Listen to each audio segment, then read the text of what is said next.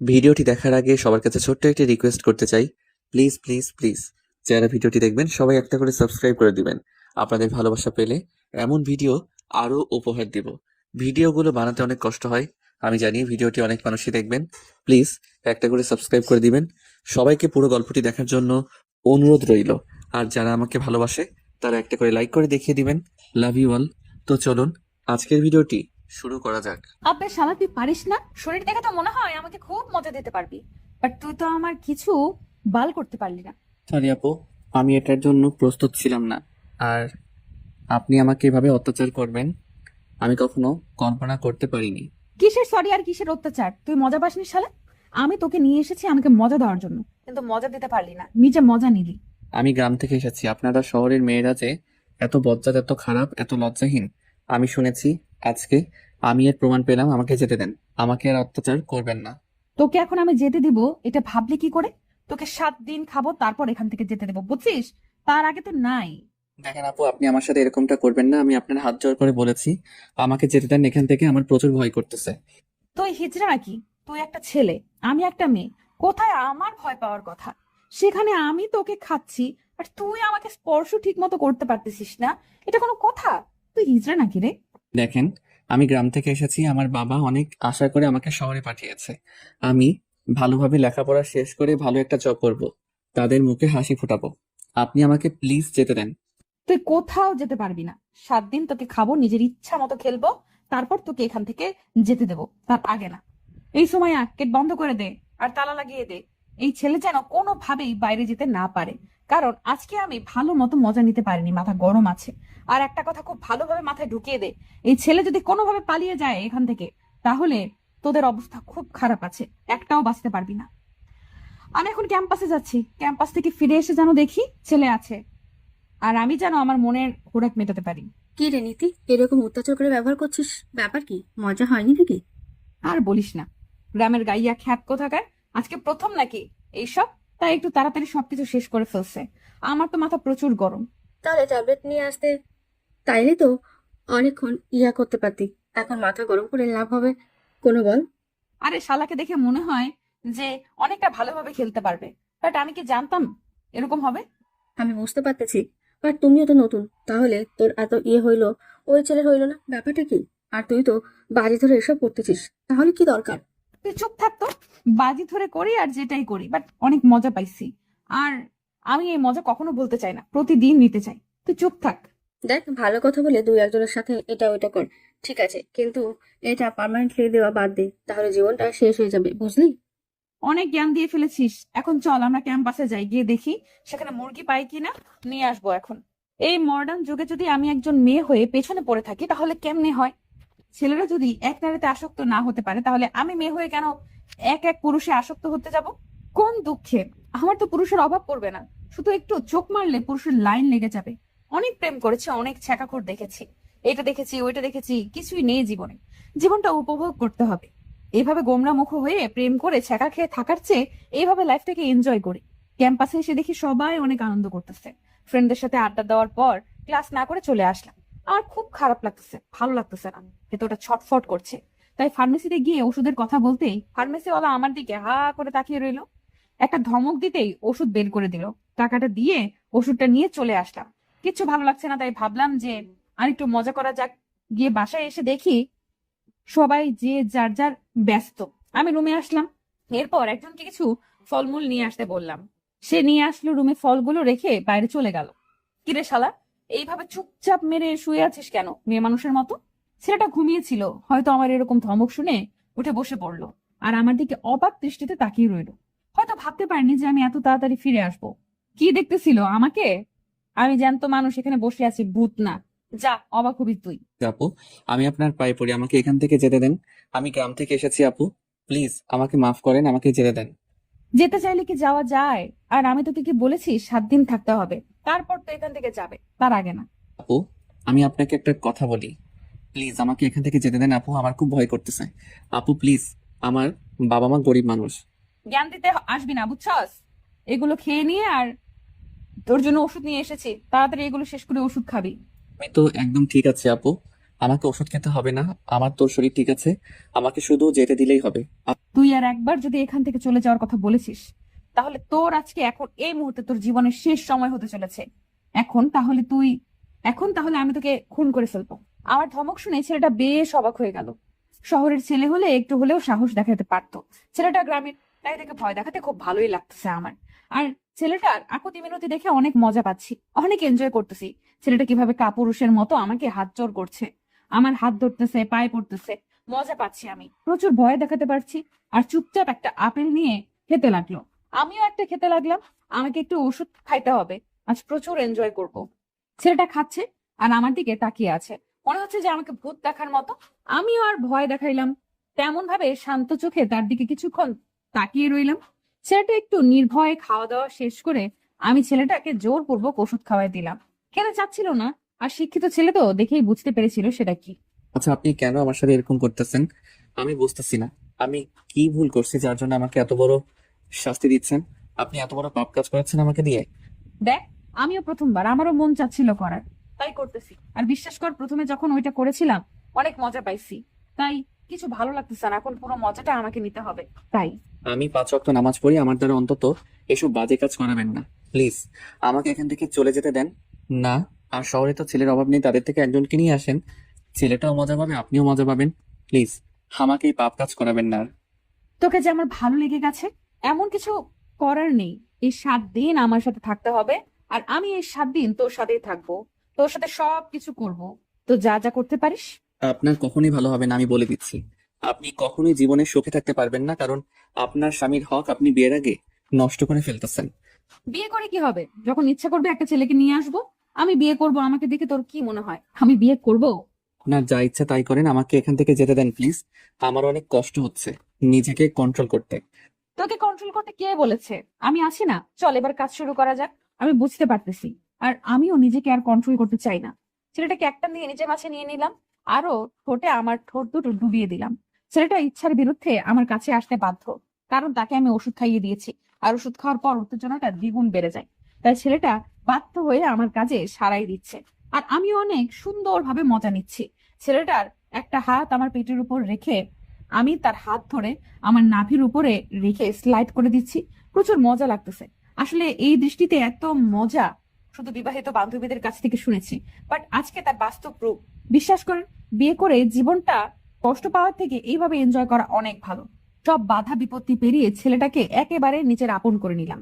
কিছুক্ষণ পর আমি ছেলেটাকে ছেড়ে, ছেলেটা আমাকে ছেড়ে দিতে যাচ্ছিল না। তার মানে ছেলেটা এখন তো আর বেস্ট মুডে আছে। আমি আমার বেস্ট ফ্রেন্ড ফিরে গেলাম, আর দুজনে অনেক মজা করলাম। আর কিছুক্ষণ বাদে দুজনে শুয়ে পড়লাম। আমি ছেলেটার বুকে মাথা রাখলাম, আর ছেলেটা কিছুক্ষণ পর আমাকে সরিয়ে দিয়ে অন্য সাইডে গিয়ে শুয়ে পড়লো। আপনি আমাকে দিয়ে আর কত জঘন্য কাজ করাবেন? আমি এরকম কোনো কিছু করতে চাই না, প্লিজ আমাকে যেতে দেন।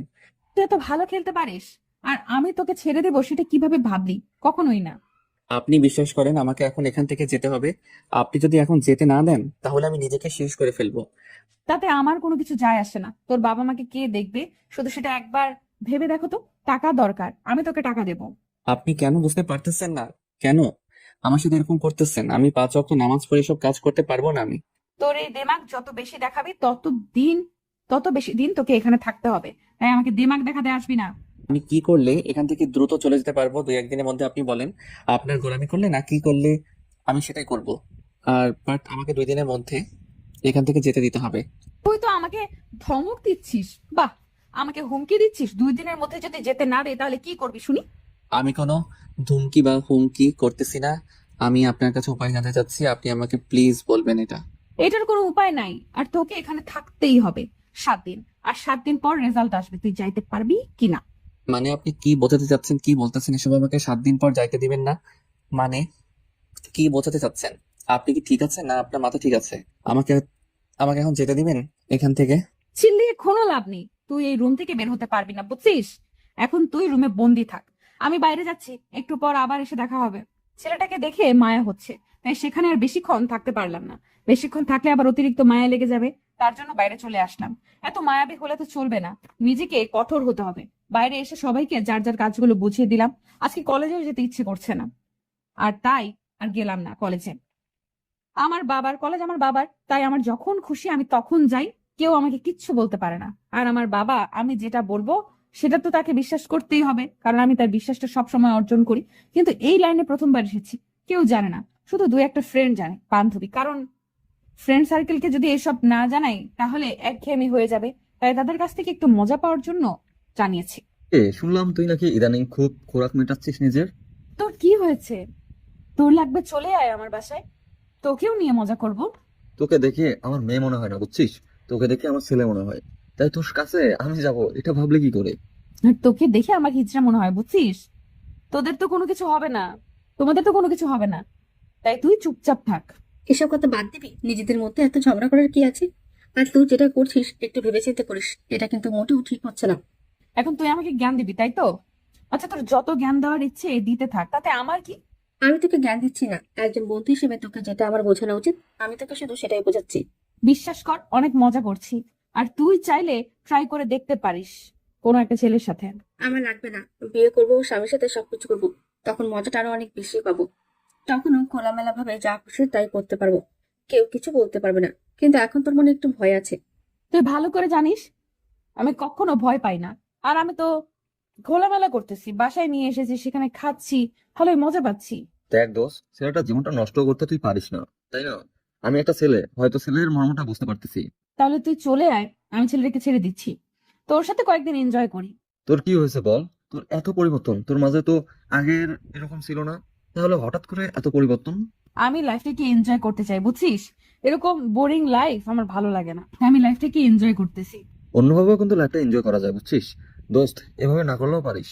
আশিস একদম ঠিক কথা বলেছে, এইভাবে না করে অন্যভাবে করতে পারিস। আর বিয়ে কর, যদি এসব করে জীবনটা মজা দিতে চাস তাহলে বিয়ে কর, স্বামীর সাথে সবকিছু কর। আমি বিয়ে করব না, আমি এইভাবেই একটার পর একটা ছেলের সাথে মজা করব, তাতে ছেলেরাও মজা পাবে আর আমিও মজা পাইলাম। দেখ, তাহলে তোর জীবন কখনো সুখ আসবে না, বুঝেছিস? এমন এক সময় এমন ধোকা খাবি, সারা জীবন পস্তাবি। তাই বলতেছি, একটা সুন্দর ছেলে দেখে বিয়ে কর, তার সাথে সবকিছু করতে থাক। আঙ্কেলরাও খুশি, তুইও খুশি, আমরা সবাই খুশি। তোদের এসব কথা না আমার একদম শুনতে ভালো লাগতেছে না। আমি এখন বাসায় যাচ্ছি, তোরা থাক। কথাটা বলে সেখান থেকে চলে আসলাম। ভালো লাগতেছে না ফ্রেন্ডদের সাথে আড্ডা দিতে। গেলাম কই একটু আমাকে নিয়ে মজা করবে, সেটা না করে তারা আমাকে জ্ঞান দিচ্ছে। এসব শুনতে ভালো লাগে কার? মাথা গরম হয়ে গেল। বাসায় চলে আসলাম। বাসায় এসে দেখি আব্বুকে দেখে তো আমি অবাক হয়ে গেলাম। আব্বু আবার এই সময় বাসায় কি করতেছে? ছেলেটাকে একবার দেখে ফেললে তো ঝামেলা দ্বিগুণ হয়ে যাবে। আমি কোনো কথা না বলে চুপচাপ সোজা গিয়ে আব্বুকে জড়িয়ে ধরলাম। তার খোঁজ খবর নিলাম, দেখলাম সে হাসি খুশি, সবকিছু আগের মতোই কথা বলতেছে। তার মানে এখনো আব্বু বুঝতে পারেনি। আমি তাড়াতাড়ি উপরে আসলাম। উপরে এসে দেখি ছেলেটা রুমের ভেতরে নাই। আমার তো এখন ভয় লাগা শুরু হয়ে গিয়েছে। আব্বু কি এই বিষয়ে কোনো কিছু শুনতে পেরেছে, তাই বাসায় এসেছে? নাকি সুমাইয়া আব্বুকে কিছু বলে দিয়েছে? মাথা কাজ করতেছে না, কি করব না করব। ছেলেটা গেল কোথায়? আঙ্কেল, আমার কাজগুলো শেষ হয়ে গিয়েছে, এখন কি আমি একটু যাইতে পারি? আরে বাবা, কি বলো? নাস্তা করব, তারপর রুমের ভেতরে যাও। তোমাকে দেখে মনে হচ্ছে কতক্ষণ থেকে কিছু খাও না, চোখ মুখ শুকিয়ে গিয়েছে। আমি ঠিক আছে, একটু আগে খাইলাম, এখন খাইতে ইচ্ছা করতেছে না, আমি একটু রুমে গিয়ে বিশ্রাম করি। আচ্ছা, তাহলে রুমে যাও। তোমার বউ রুমে পৌঁছে গেছে অলরেডি, তোমাকে দেখতে না পেয়ে টেনশন করবে। রুমে গিয়ে দেখো কি করে। তেমন কোনো কিছু করবে না, হয়তো বিশ্রাম করতেছে। বাইরে থেকে আসলে একটু ফ্রেশ হোক, আমি একটু পরেই যাই। তুমি আমার মাকে চেনো না, তাড়াতাড়ি রুমের ভিতরে যাও, না হলে আবার চিল্লাচিল্লি শুরু করবে। আঙ্কেল কি যে বলেন না, আমার সাথে কখনো খারাপ ব্যবহার করে না, আমি যেটা বলি সেটাই শুনে চলে। তাহলে তো ভালো হয়েছে, আমার মেয়েটা একটু সুবুদ্ধি হয়েছে। যাই হোক, তোমার মতো একটা ছেলেকে বিয়ে করেছে, আমি এটা শুনে অনেক খুশি হলাম, কারণ তুমি অনেক বোঝো। আরে আঙ্কেল, লজ্জা দিচ্ছেন কেন? যাই দেখি আপনার মেয়ে কি করে, তারপর আপনার সাথে এসে জমিয়ে আড্ডা দেবো। কথাটা বলে রুমে আসলাম। আসলে আমি এখানে একটা মাস্টার মাইন্ড গেম খেলে ফেলেছি।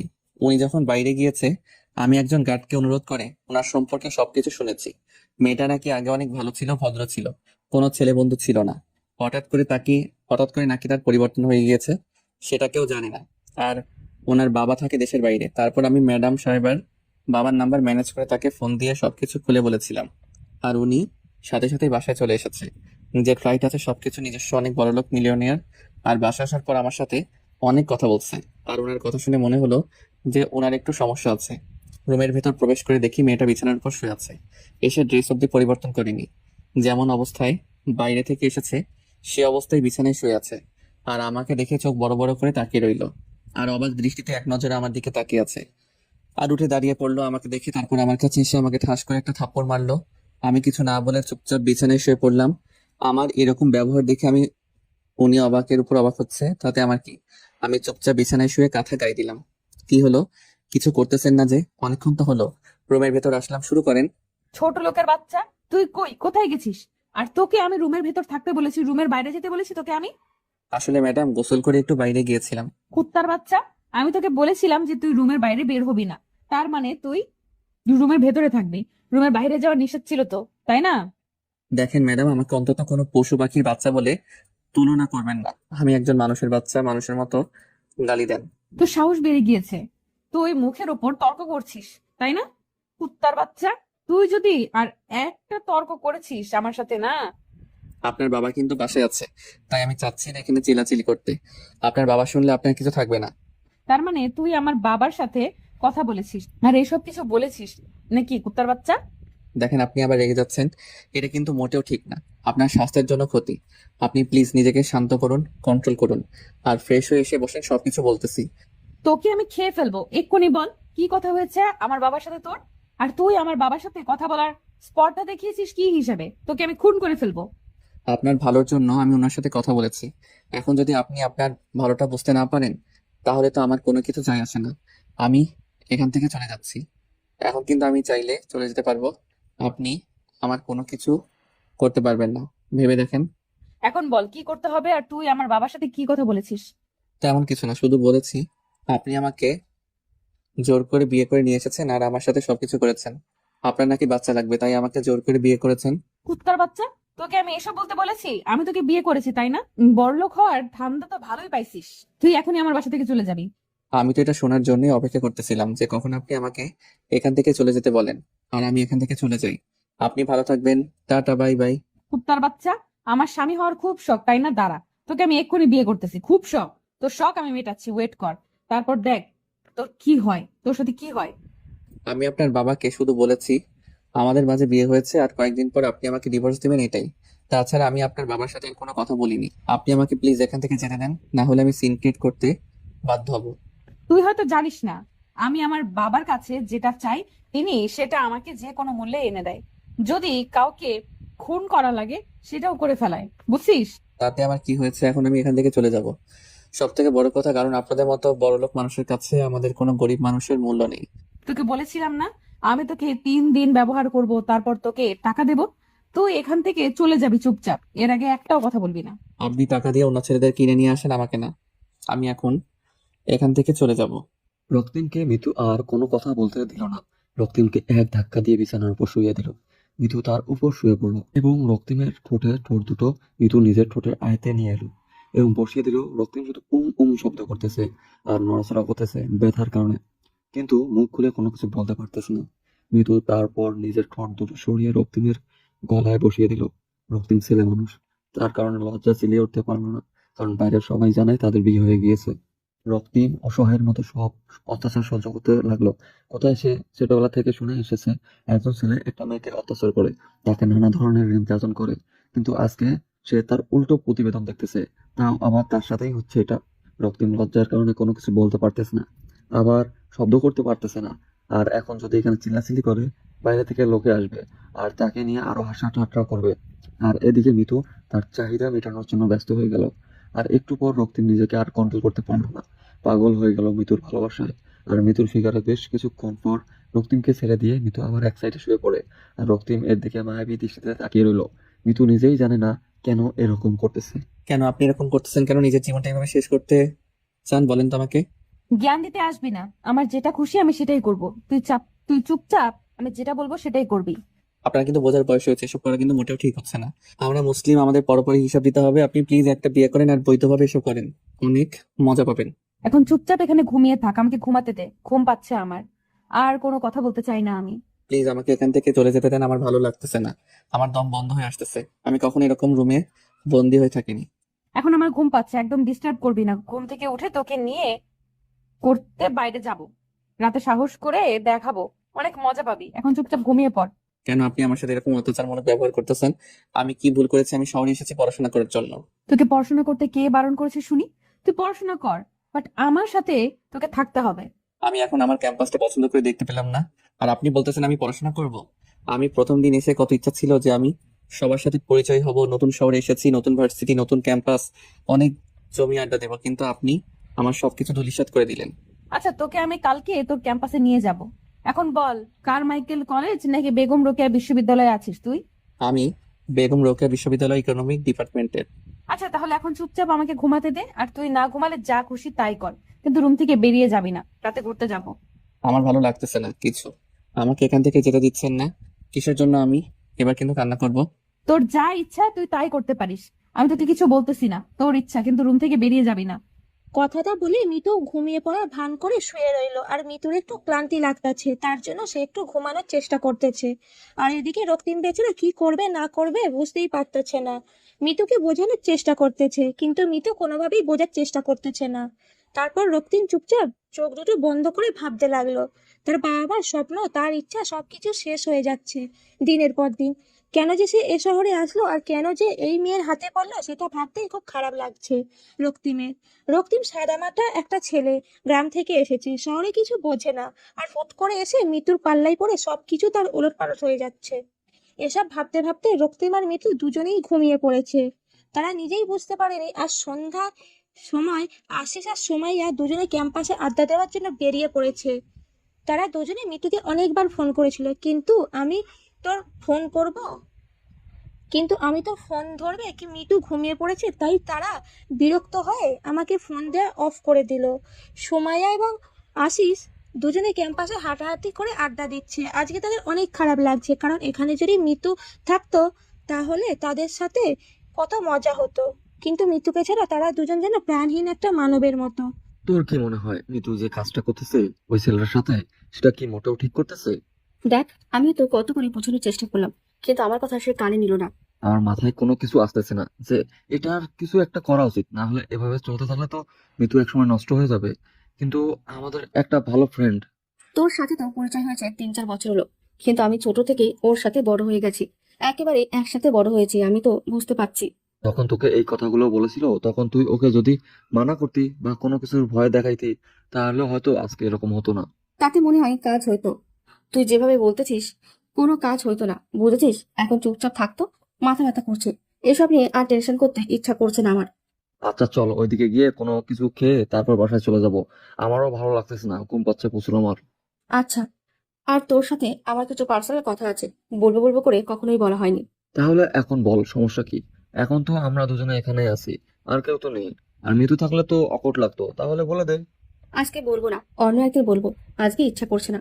ওই রকম মন মেজাজ ভালো না যে বলবো পরে কোনো একদিন। আরে বল, সমস্যা নেই। আমার অত কিছু ভালো লাগতেছে না, তোর কথা শুনে যদি মন ভালো হয়ে যায় বল, সমস্যা নেই, কেউ তো নেই। বাদ দে এসব কথা, পরে কোনোদিন বলবো। আজ ভালো লাগছে না আমার, চল এখন কিছু খেয়ে তারপর বাসায় চলে যাব। তাহলে কি আর করা, চল তাড়াতাড়ি। আমারও খুব ক্ষুধা লাগছে, আজকে ট্রিটটা দিবি। আমার কাছে কোনো টাকা নেই, আজকে আমি কোনো টাকা নিয়ে বের হইনি, তোর টাকাই খাবো তার জন্য। আচ্ছা চল, আমার কাছে কিছু টাকা আছে, সেটা দিয়ে তোকে খাওয়াবো, সমস্যা নেই। পরে কিন্তু তুই আমাকে খাওয়াবি। সেটা পরে দেখা যাবে, এখন চল তো, বকবক করতে ইচ্ছে করছে না আমার। সুমাইয়া আশিসকে পছন্দ করে আর আশিস সুমাইয়াকে পছন্দ করে, কিন্তু মুখ ফুটে কেউ কাউকে বলবে এই সাহসটা দুজনেই কারোর হয়ে ওঠেনি এখনো পর্যন্ত। আর এই বিষয়টা মিতু একটু খেয়াল করেছিল, কিন্তু পরে ভেবেছে ফ্রেন্ড তাদের মাঝে একটু হালকা পাতলা হয়তো ভালো লাগতেই পারে, বাট এটা নিয়ে বেশি কথা বলেনি মিতু। আর আজকে সুমাইয়া ভাবলো যে আশিসকে কথাটা বলে দিলে ভালো হয়, বাট পরে আর সাহস হয়ে উঠলো না যে আশিস কি বলবে, তার জন্য আশিস কিনা বলে এখন সেখানে চলে যাচ্ছে। আর এদিকে হুট করে মিতুর ঘুম ভেঙে গেল, আর ফোন হাতে নিয়ে দেখে সুমাইয়া আর আশিস তাকে অনেকবার ফোন করেছিল। ঘরের দিকে তাকিয়ে দেখে সন্ধ্যা পার হয়ে গিয়েছে, 7টা বাজে। মিতু ফোন ব্যাক না করে ফ্রেশ হওয়ার জন্য বাথরুমে গেল, তারপর ফ্রেশ হয়ে বেরিয়ে আসলো। এসে দেখে রক্তিম এখনো ঘুমিয়ে আছে। ঘুমন্ত অবস্থায় রক্তিমকে দেখতে পেয়ে মিতু আবারও তার উপর একটু দুর্বল হয়ে পড়ল। মিতু রক্তিমের কাছে এসে রক্তিমের ঠোঁটে নিজের ঠোঁট দুটো একটু স্পর্শ করে দিল, আর তখনই রক্তিম নড়াচড়া করে উঠল। মিতু এখন মিতু এখান থেকে সরে গিয়ে আয়নার সামনে দাঁড়িয়ে পড়ল। আর মৃত্যুকে নতুন রূপ দেখে রক্তে একটু যেন জানি হয়ে গেল, বাট কোনো কিছু না বলে চুপচাপ সেখানে চোখটি মেরে চোখ বন্ধ করে শুয়ে রইল রক্তিম। ঘুম হয়ে থাকলে এখন উঠে ফ্রেশ হয়ে নেন, আর এখন আমরা বাইরে যাব ঘোরার জন্য। রক্তিমের এরকম কথা শুনে অবাক হয়ে গেল মিতু। তার সাথে ভালো করে কথা বলতেছে এই ভাবতেই রক্তিম কেমন জানি শিউরে উঠলো। তারপর রক্তিমের কোনো কথা বল তারপর রক্তিমের কোনো কথা না বলে চুপচাপ বাথরুমে গিয়ে ফ্রেশ হয়ে রেডি হয়ে নিল। তারপর ভালো লাগতেছে না রুম থাকতে আজকে দুজন ধরে রুমে থাকতে আজকে দুদিন ধরে রুম থেকে বের হয় না, তাই রক্তিমের খুব খারাপ লাগতেছিল। আর মিতু কথাটা বলার সাথে সাথেই রক্তিম ফ্রেশ হয়ে সে রেডি হয়ে নিল। শোন, একটা কথা বলি তোকে, বাইরে নিয়ে যাচ্ছি এটা ভাবিস না যে তুই ইচ্ছা করলে সেখান থেকে পালিয়ে যেতে পারবি। যদি এরকম ভুল করিস তাহলে তোর জীবন আজকে থাকবে না, কালকেই তোকে মাটির তলে থাকতে হবে। আপনি সব কি আবল তাবল কথা বলতেছেন, আমি কিছু বুঝতেছি না। তোকে বুঝতে হবে না, শুধু একটা কথা মাথায় রাখবি, যদি পালানোর চেষ্টা করিস তাহলে তোর জীবন আজকেই শেষ হয়ে যাবে, কথাটা মাথায় রাখিস। ঠিক আছে ম্যাডাম, কথাটা মাথায় থাকবে। প্লিজ এখন একটু তাড়াতাড়ি চলো না, আমার মাথা প্রচুর ব্যথা করতেছে রুমে থাকতে থাকতে। তোকে দেখতে কিন্তু অনেক সুন্দর লাগতেছে, মানতেই হবে যে কোনো মেয়ে দেখলে তোর প্রেমে পড়ে যাবে। কি যে বলেন না ম্যাডাম, আপনাকে কিন্তু দেখতে অনেক সুন্দর লাগতেছে। কালো শাড়িতে যে কোনো ছেলে দেখলে আপনার প্রেমে হাবুডুবু খাবে। আপনি কেন যে আমার মাঝেই পড়ে আছেন? তোকে আর চাপা মারতে হবে না, বুঝছিস? এখন চুপচাপ বাইরে গিয়ে অপেক্ষা কর, আমি যাচ্ছি। তারপর রক্তিম মিতুর কথা মতো বাইরে গিয়ে অপেক্ষা করলো। আর একটু পরে মিতু রুম থেকে বের হয়ে আসলো। আর মিতুকে দেখে এক মুহূর্তের জন্য থমকে দাঁড়িয়ে গিয়েছিলাম।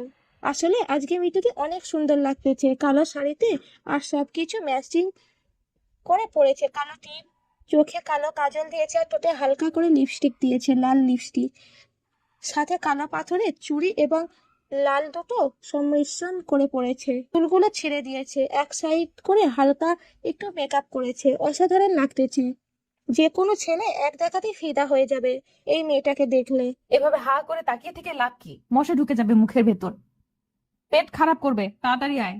জি ম্যাডাম, কিন্তু আপনাকে সত্যি সত্যি অসাধারণ লাগতেছে। এইভাবে আমাকে পাম দেওয়া লাগবে না, বুঝছিস? অন্য মেয়েকে পাম দিস, তাহলে মজা লাগবে। অন্য মেয়ের আমাকে পাম দিতে হবে না, এখন চল।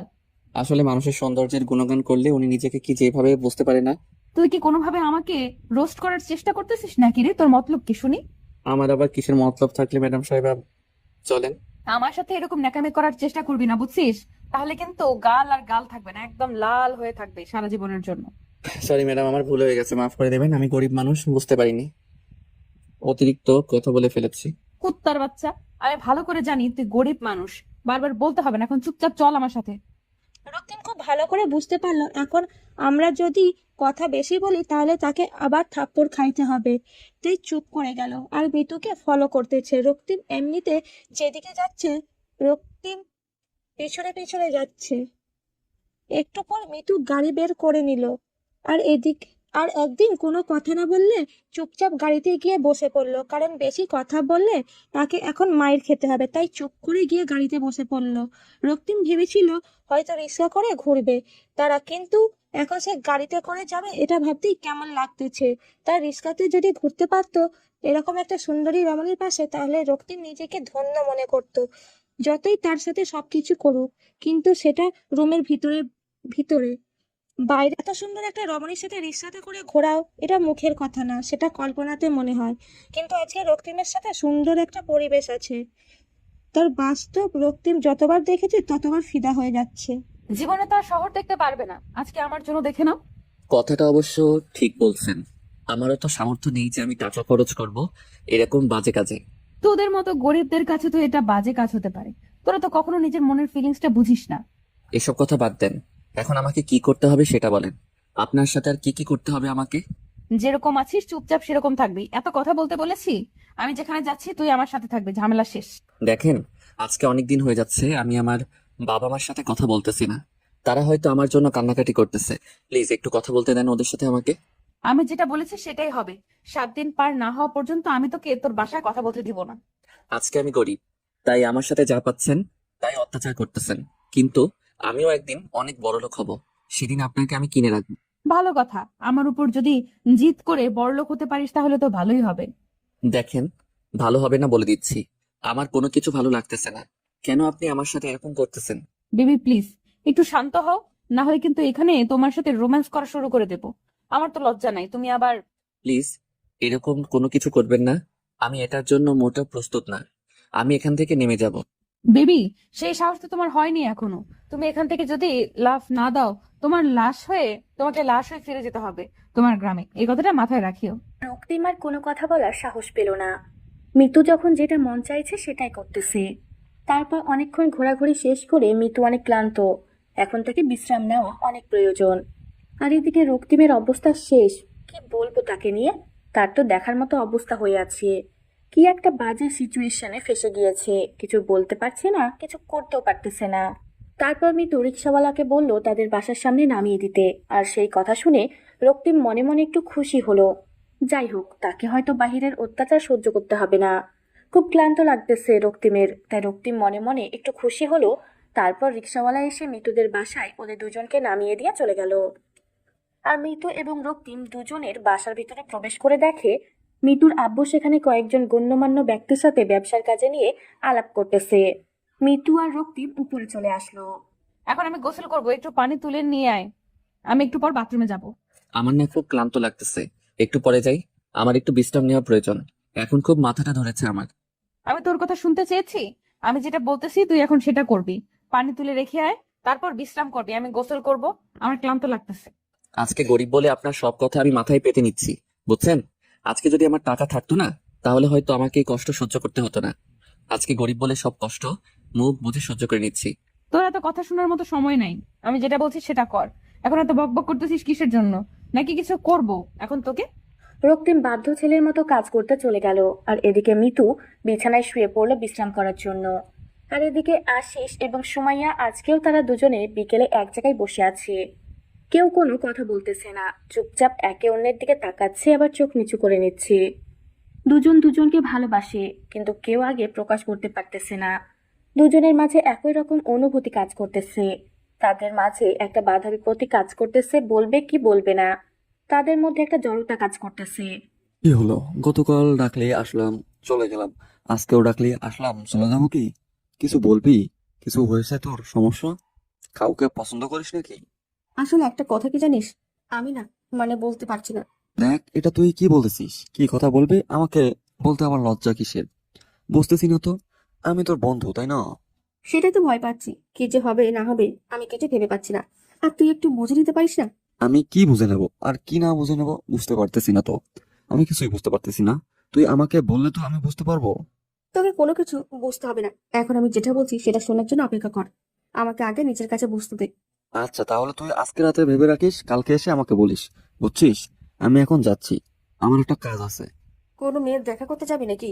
এত তাড়া দিচ্ছিস, ব্যাপার কি? আসলে ফেসবুকে একটা মেয়ের সাথে পরিচয় হয়েছে, আজকে নাকি ক্যাম্পাসে আসবে আমাদের। ওর সাথে একটু দেখা করতাম আর কি। কি বলতেছিস? কোন মেয়ে আর কোথায় বাড়ি আর কোন ক্লাসে পড়ে? তোর সাথে দেখা করবে কিসের জন্য? আমি কি জানি, আমাকে বললো দেখা করার কথা। আর আমি কি বলবো? আমি বললাম ঠিক আছে, আজকে দেখা করব। এবার সুমাইয়া অনেকটা ভয় পেয়ে গেল। না জানি আশিস আবার ওই মেয়ের প্রেমে হাবুডুবু খায় না তো, আবার ওই মেয়ে আবার আশিসকে পছন্দ করে। সুমাইয়া কিছুই ভাবতে পারতেছে না। এবার আশিসকে না বলে দিলে যদি আশিস আবার অন্য কারো হয়ে যায়, সুমাইয়া জীবনে নিজেকে ক্ষমা করতে পারবে না, কারণ এতটা ভালোবাসায় আশিসকে। সুমাইয়া সেই প্রথম থেকে পছন্দ করতো, কিন্তু কখনো বলতে পারেনি। আজকে যদি না বলে, যদি আশিস অন্য কারো হয়ে যায়, সুমাইয়া সারা জীবন কান্না করবে। সেজন্য তার থেকে এখন তাকে সাহস করে বলতেই হবে, আশিস আমি তোকে ভালোবাসি। আমি জানি তুই আমাকে ভালোবাসিস, তোর মুখ থেকে এই কথাটা শোনার জন্য একটু মিথ্যা বললাম। আমি কোনো মেয়ের সাথে দেখা করতে যাচ্ছি না, ফেসবুকে কোনো মেয়ের সাথে আমি কথা বলি না। কুত্তা, তুই আমাকে আগে বলবি না? আমি তো ভয় পেয়ে গেছিলাম, যদি অন্য কোনো মেয়ে তোর জীবনে আসে আমি নিজেকে কন্ট্রোল করতে পারবো না। কতদিন ধরে এই ভালো লাগা ভালোবাসা শুরু হলো? আর কেমনে কি আমার মতো এত বাজে একটা ছেলেকে কেমনে ভালোবাসতে পারলি তুই? বাজে তাই ভালোবাসি, ভালো হলেই ভালোবাসতাম না, বুঝছিস? ডায়লগ মাইরি, এখন চল তাহলে, আমাকে কিছু খাওয়াবি তুই। কুত্তা, ফকিরের মতো কথা বলিস না তো। এখন চল, তুই আমাকে খাওয়াবি। আমি তো প্রতিদিন তোকে খাওয়াই, তাই না? এখন থেকে তোকে আরো বেশি খাওয়াতে হবে, কারণ আমি বেকার, আমার কোনো চাকরি নেই, কোনো কিচ্ছু নেই। আর তোর বাবার অনেক টাকা আছে, বুঝছিস? তো সেই টাকা থেকে আমাকে এখন থেকে কিছু খাওয়াতে পারিস। দেখ, ভালো হবে না বলে দিচ্ছি, আমাকে নিয়ে এইভাবে মজা করবি না। এখন তুই একটা জবের জন্য ট্রাই কর, বিয়ে করব। আজকে প্রপোজ করলি, আজকে বিয়ের কথা বলতেছিস? তুই একদিন প্রেম তো করতে দিবি, তাই না? আমি নিতুর মতো বেহায় না যে ভালোবাসি আর বিয়ের আগে সবকিছু শেষ করলাম, বিয়ের পর কোনো মজা পাইলাম না। আমি সেটা চাই না, আমি চাই বিয়ের পর তোর সাথে সব ধরনের আমি মজা করতে। আচ্ছা হয়েছে, এখন আর রাগ দেখাতে হবে না। আমি একটা জবের জন্য অ্যাপ্লাই করছি অলরেডি, দেখি কি হয়। আমাকে কখনো ছেড়ে যাবি না তো? কারণ হয়তো আমি মেয়েটা একটু আনরোমান্টিক, বাট চাইলেও ছেড়ে দিতে পারবো না, কারণ আমিও অনেক আগে থেকে তোকে পছন্দ করতাম, বাট কখনো বলতাম না। আমি জানি তুই আমাকে পছন্দ করিস, আমি চাইছিলাম তুই আগে আমাকে বল। কুত্তা কোথাকার, তুই বলে এতদিন কি হয়তো, এতদিনে হয়তো আমরা বিয়ে করে ফেলতে পারতাম, তাই না? তার জন্যই তো একটু জবের জন্য দৌড়াদৌড়ি করতেছি, কাউকে বলিনি, আজকে তোকে বললাম। এবার হয়তো চাকরিটা হয়ে যাবে, কারণ এবার অনেক ভালোভাবে সবকিছু রেডি করে নিয়েছি। তারপরও তারা দুজন খুনসুটি গল্প করতে করতে একটা রেস্টুরেন্টে চলে আসলো। রেস্টুরেন্টে এসে খাবার অর্ডার দিল দুজনে, একসাথে অনেক এনজয় করলো, অনেক মজা করলো, তাদের ভালোবাসার প্রথম দিনে স্মৃতিচারণ করে রাখলো। আর এদিকে মিতু এবং রক্তিম দুজনেই একদম ফ্রেশ হয়ে মিতু শুয়ে আছে বিছানায়, রক্তিম সোফার উপর শুয়ে আছে, কেউ কারোর সাথে কোনো কথা বলতেছে না। দুজনেই মোবাইল ঘাটাঘাটি করতেছে। রক্তিমের কাছে মোবাইল আছে ঠিকই, কিন্তু সিম কার্ড খুলে নিয়েছে মিতু, কারোর সাথে যেন যোগাযোগ করতে না পারে তার জন্য।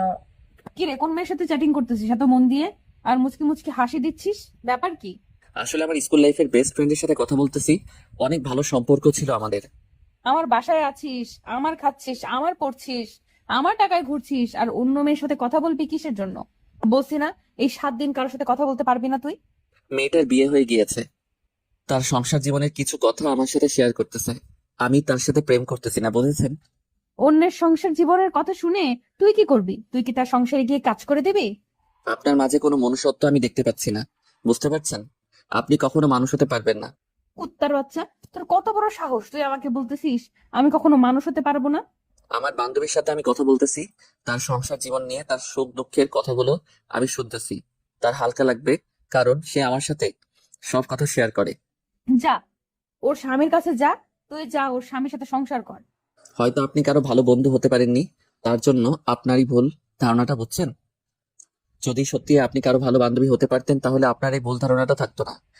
আজকে তো খুব বড় বড় কথা বলেছিস, ব্যাপার কি তোর? তোকে কি আমি এখন পিটাবো? আঙ্কেল কিন্তু বাসায় আছে, বুঝছেন? আর সাথে মেহমান আছে। আমি চাই না এখন কোনো সিন ক্রিয়েট করতে। তোকে এখন কোনো কিছুই বলবো না, রাত হোক তারপর দেখ। আজকে তোকে আমি কি মজাই না দেখাই, তোকে যে কি পরিমাণ অত্যাচার করবো আজকে। আপনি কত ছোট মনের মানুষ, বুঝছেন? আপনাকে আমি না দেখলে বুঝতেই পারতাম না আমার মতো একটা গরিব ছেলেকে তুলে নিয়ে এসে তার সাথে সবকিছুই করতেছেন। আপনি যদি ভালো মনের মানুষ হতেন, তাহলে এগুলো থেকে অনেকটা দূরে থাকতেন। আপনার যদি এসব করার ইচ্ছা থাকে, আপনার একটা মনের মানুষকে বিয়ে করেন, তার সাথে সারা জীবন সময় কাটান। দেখবেন যে আপনার জীবনের সেরা কিছু মুহূর্ত আপনার লাইফে চলে আসবে। এভাবে কিন্তু জীবন চলে না, বুঝছেন? আমাকে জ্ঞান দিতে আসবি না, বুঝছিস? তাহলে কিন্তু তোর ভালো হবে না, কথাটা মাথায় রাখিস। আমি খুব ভালোভাবে জানি আমার ভালো হবে না, তাই এসব বলতেছি। মিতু আর নিজেকে কন্ট্রোল করতে পারলো না, উঠে গিয়ে রক্তিমের ঠোঁট নিজের ঠোঁট দুটো বসিয়ে দিল। রক্তিমের ঠোঁটে ইচ্ছে মতো কামড় বসিয়ে দিতে লাগলো, রক্তিমের গলায় কামড় বসিয়ে দিতে লাগলো এবং বুকে আঁচড় দিতে লাগলো, যাতে করে রক্ত বের হয়। আর রক্তিমের অনেক কষ্ট হয়, অনেক যন্ত্রণা হয়। আমার ওইটা খাবেন না প্লিজ, আমার কষ্ট হচ্ছে। এটা খেলেই তো আমি বেশি মজা পাবো, এটা না খেলে তো আমি মজা পাবো না, বুঝছিস? তুই তো চুপচাপ করে থাক। আমি বুঝতে পারতেছি না আপনি কেন এত নোংরা কাজ করতেছেন, প্লিজ আমাকে ছেড়ে দেন। তুই চুপচাপ থাক আর নে, তুই এখন এই দুইটা খা, বুঝছিস? আমার পক্ষে সম্ভব না, আমি এত নোংরা কাজ করতে পারবো না, প্লিজ আপনি এখান থেকে সরে যান। ভালোই ভালোই বলতেছি, তাই গায়ে লাগতেছে না, তাই না? এখন যদি আবার বেশি রকম করে ফেলি, তখন তো আবার সুসুর করে খাবি। আপনি এটা মোটেও ঠিক করতেছেন না, আমার সাথে এর জন্য আপনাকে একদিন পস্তাতে হবে। সেটা পরে দেখা যাবে, এখন যেটা করতে বলছি সেটা কর, না হলে কিন্তু খুন করে ফেলবো। আমার হাতে দেখতে পাচ্ছিস সেটা কি? আজকে কিন্তু 6তম দিন, কালকে আমাকে প্লিজ বিদায় করে দিবেন। আমি এসব কাউকে বলবো না, আমি চলে যাবো এই শহর থেকে। আচ্ছা ঠিক আছে, এখন তুই আমাকে মজা দিবি, আর যদি আমাকে ইচ্ছা মতো মজা দিতে পারিস তাহলে কিন্তু আমি তোকে কালকে ছেড়ে দিব। মিতু কথা শুনে রক্তিম একটু সাহস পেল, তারপর মিতুকে তার ইচ্ছে মতো আদর করতে লাগলো, যেটা আদর করলে একটা মেয়ে একদম মাতাল হয়ে যেতে পারে, সেই লেভেলের আদর করতে লাগলো রক্তিম মিতুকে।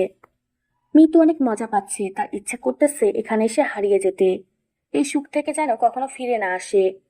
বেশ কিছুক্ষণ এভাবে তাদের রোমান্টিক মুহূর্ত পার করার পর রক্তিম মিতুকে ছেড়ে দিয়ে এক সাইডে গিয়ে বসে পড়লো আর চিন্তা করতে লাগলো যে কেন সে এত ভুল কাজ করতেছে। অনেক মজা হয়েছে জানিস, অনেক অনেক। আচ্ছা, তাহলে এখন আমি একটু বাইরে যাব, আমার কিছু ভালো লাগতেছে না। তারপর কালকে আমাকে প্লিজ যেতে দিন। সেটা কালকে দেখা যাবে, আর এখন কোথাও বাইরে যাওয়া যাবে না তোর। আপনি কিন্তু আমাকে কথা দিয়েছেন, আর কথা দিয়ে প্লিজ অন্তত কথাটা রাখবেন আপনি। তুই কি আমাকে বিয়ে করবি? তাহলে আজকে তোকে আমি বিয়ে করতেছি, কাজে অফিসে চল। এসব আপনি কি বলতেছেন? আমি পারবো না আপনাকে বিয়ে করতে, প্লিজ আমাকে ছেড়ে দেন, আমি এসবের মাঝে নেই। আমি তো তোকে বিয়ে করব, তোকে ছাড়া তো অন্য কাউকে বিয়ে করব না, চল কাজে অফিস। আমাকে মাফ করবেন আপু, আমি পারবো না আপনাকে বিয়ে করতে। আমাকে ছেড়ে দেন প্লিজ। আমার সাথে এরকম করবেন না, তাহলে আমি আত্মহত্যা করতে বাধ্য হব। আমি কি তোকে ভালোবাসি? তুই আত্মহত্যা করতে চাইলে চুপ হয়ে যাই। তুই আত্মহত্যা করতে চাইলে চুপ হয়ে যাব। তোর যেটা খুশি সেটাই করবি, বিয়ে করবো তোকে, এটাই ফাইনাল কথা। কেন আপনি আমার সাথে এরকম করতেছেন? আমার কি দোষ ছিল? আমি বাসায় যাবো, প্লিজ আমাকে যেতে দেন। আমাকে বিয়ে কর, তোর বাসায় রেখে আসবো, সত্যি আমি তোকে তোর বাসায় দিয়ে আসবো। না, আমি এটা করতে পারবো না। আমি আপনাকে বিয়ে করতে পারবো না, প্লিজ আমাকে যেতে দেন। কখনোই না। এখন যদি তুই যেতে চাস তাহলে আমি আব্বুকে বলে তোকে খুন করে সবকিছু ক্লিয়ার করতেছি, দাঁড়া। আমি বুঝতে পারতেছি না কেন আপনি আমার সাথে এরকম করতেছেন। আমি কি ভুল করেছি? আমি কি দোষ করেছি শুনি? আর একটা কথা যদি তুই আমার সাথে বলেছিস তাহলে কিন্তু তোর অবস্থা খুব খারাপ আছে। এখন যা, সুন্দরভাবে গোসল করে তারপর ফ্রেশ হয়ে রেডি হ, আমরা বিয়ে করতে যাচ্ছি। না, আমি এটা করতে পারবো না।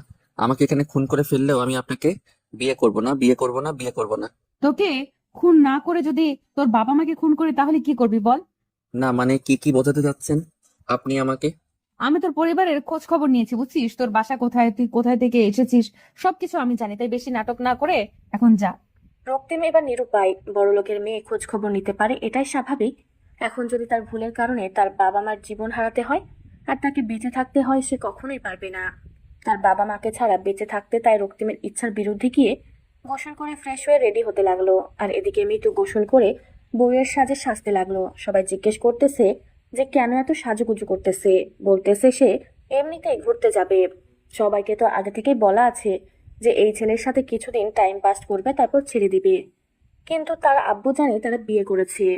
এদিকে আশিস এবং সুমাইয়া দুজনে আজকে সকাল সকাল ঘুরতে বের হয়ে গিয়েছে। গতকাল তাদের সুন্দর একটা রিলেশনশিপ শুরু হয়ে গিয়েছে, তাই সকাল সকাল আজকে দুজনে অনেক সুন্দরভাবে সাজগোজ করে বেরিয়ে পড়েছে সারাদিন ঘোরাঘুরি করার জন্য, একে অন্যকে সময় দেওয়ার জন্য। সুমাইয়া চুপ থাকতে থাকতে এখন তার খুব খারাপ লাগতেছে। আর এদিকে আশিস চুপচাপ শুধু শহরটা দেখে যাচ্ছে আর ভাবতেছে কখন চাকরিটা হয়ে যাবে তার। কি হলো, এইভাবে চুপ করে আছিস যে? ব্যাপার কি? কোনো কথা বলছিস না? মন খারাপ? আরে না, মন খারাপ হবে কিসের জন্য, এমনি ভাবতেছি আর কি। সেই ভাবাটা কি নিয়ে বুঝতেছি না তো। এরকম মুখ গোমরা করে বসে আছিস ঘুরতে বের হয়ে। ভালো লাগতেছে না কিছু। জবটা যে কবে হবে আর কবে যে তোকে নিজের করে নিতে পারবো সেটাই কল্পনা করতেছি। এত অধৈর্য হচ্ছিস কিসের জন্য? ধৈর্য ধর, আমি তো আছি, তোকে ছাড়া কোথাও যাবো না। যদি মরেও যাই, বুঝেছিস? বাস্তবতাটা কিন্তু অন্যরকম, বুঝছিস? আমি যদি কোনো কিছু করতে না পারি তোকে কখনোই নিজের করে নিতে পারবো না, কারণ তোর বাবা অনেক বড় লোক আর আমি গরিব ঘরের একটা ছেলে। আমার বাবা মোটেও এরকম না। আর তার থেকে বড় কথা হচ্ছে, তুই যদি নিজেকে আর কখনো গরিব বলেছিস তাহলে তোকে আমি ছেড়ে কথা বলবো না। আচ্ছা এসব বাদ দে। আর তোকে দেখতে কিন্তু আজকে অনেক সুন্দর লাগতেছে। আমার ইচ্ছা করতেছে তোকে গভীর ভাবে একটু ভালোবাসতে। এত রোমান্টিক মুড কিন্তু ভালো না, বুঝতেছেন মিস্টার? আনরোমান্টিক হয়ে আর কতদিন থাকবে শুনি মিসেস? সময় বলে দেবে কি আনরোমান্টিক আর কি রোমান্টিক, বুঝেছেন? সময় হোক, তারপর দেখিয়ে দেবো। ও আচ্ছা, তাই নাকি? আপনার সেই সময়টা কবে আসবে শুনি? যখন আমার সময়টা আসবে না তখন দেখা যাবে আপনি অনেক ব্যস্ত হয়ে যাবেন। তাই বলতেছি এখন এই সময়টা না হয় কাজে লাগিয়ে নেই, চলেন গিয়ে কোথাও বসি। অনেক ফাজলামি হয়েছে, এখন নামো, রেস্টুরেন্টে কিছু খাওয়া দাওয়া করি, ক্ষুধা লাগছে। আর এরকম আনরোমান্টিক মুডে থাকা বাদ দিয়ে একটু নর্মাল হও, বুঝেছো? পাশে যদি এরকম একটা সুন্দরী রমণী থাকে তাহলে কি নর্মাল হয়ে থাকা যায়? এরকম কাব্যিক কথা বাদ দেন, বাস্তবতায় ফিরে আসেন, বুঝেছেন? এখন এখানে অনেক মানুষজন আছে। আচ্ছা, আমার পোড়া কপাল, কি আর করার তাহলে? আর কি করব, চুপ করে থাকি। সুমাইয়া মুচকি হাসি দিয়ে রিক্সা থেকে নেমে পড়লো। আর এদিকে আশিস সে রিক্সা থেকে নেমে সুমাইয়ার হাতে হাত রেখে দুজনে রেস্টুরেন্টের ভিতরে চলে গেল। গিয়ে বসলো আর ওয়েটারকে অর্ডার দিল। দেওয়ার পর তারা দুজনে বসে খুনসুটি করতেছে। আর এদিকে আশিস সুমাইয়ার হাত নিয়ে খেলা করতেছে। আর সুমাইয়ার খুব ভালোই লাগতেছে আশিস এরকম দুষ্টুমিগুলো। অনেকক্ষণ দুষ্টুমি করার পর তাদের খাবার চলে আসলো। তারা খাওয়া দাওয়া শেষ করে উঠে যাবে, এই মুহূর্তে সুমাইয়ার ফোনে ফোন আসলো। সুমাইয়া ফোন হাতে নিয়ে দেখে যে মিতুর ফোন। কোথায় রে? তোর কোনো খোঁজ খবর পাওয়া যাচ্ছে না দুদিন থেকে, ব্যাপার কি? কই হারিয়ে গেছিস? আমি আবার কোথায় হারিয়ে যাব? তোর কোন খোঁজ খবর পাওয়া যাচ্ছে না? আমরা তো ঠিকই আছি, তুই তো ক্যাম্পাসে আসছিস না। কি মজা নিচ্ছিস তুই, ভালো জানিস। আচ্ছা, সব বাজে কথা বাদ দে, এখন একটা ভালো কথা বলি, মন দিয়ে শোন। যেটা বলতেছি সেটা কর। তোর আবার কি হলো? তুই আবার কি ভালো কথা বলতেছিস বল। তোর কিছু লাগবে, কোনো সেফটি লাগলে বল, নিয়ে গিয়ে দিয়ে আসি। ফাজলামি বাদ দে, আমি বিয়ে করতেছি, এর কাজে অফিসে যা, সবকিছু রেডি করে রাখ, আমি যাচ্ছি। মাথা ঠিক আছে তোর? কি বলতেছিস তুই? কালকে না পরশুদিন বললি যে তুই কখনো বিয়ে করবি না, আর এখন বলতেছিস বিয়ে করছিস? কাকে বিয়ে করছিস শুনি?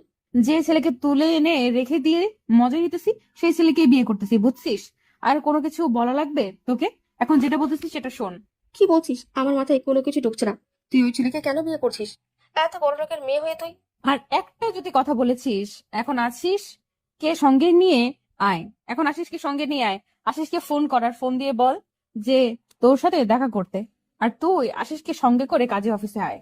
আচ্ছা, তাহলে দেখা হলে বাকি কথা হবে। এখন তুই তাহলে বেরিয়ে আয়, আমরা যাচ্ছি কাজী অফিসে। কি হয়েছে বুঝতে পারলাম না। কার বিয়ে আর কিসের বিয়ে? কিসের কাজী অফিস? নিতু বিয়ে করছে। যে ছেলেটাকে নিয়ে গিয়ে মজা করতেছিল, সেই ছেলের প্রতি এত মায়া জন্ম হয়ে গিয়েছে, এখন তাকে বিয়ে করবে। এই মিতুটা না ছেলেটার জীবনটা নষ্ট করে দিল। এখন বিয়ে করার পর কিছুদিন পর ছেড়ে দিবে। ছেলেটা মিতুর মায়া পড়ে যাবে আর ছেলেটা পাগল হয়ে থাকবে। এটাই হচ্ছে মিতুর প্ল্যান। ছেলেটার জীবনটা নষ্ট করে দিয়ে কি লাভ তার? তুই তো ভালো করে নিতুকে চিনিস, তাই না?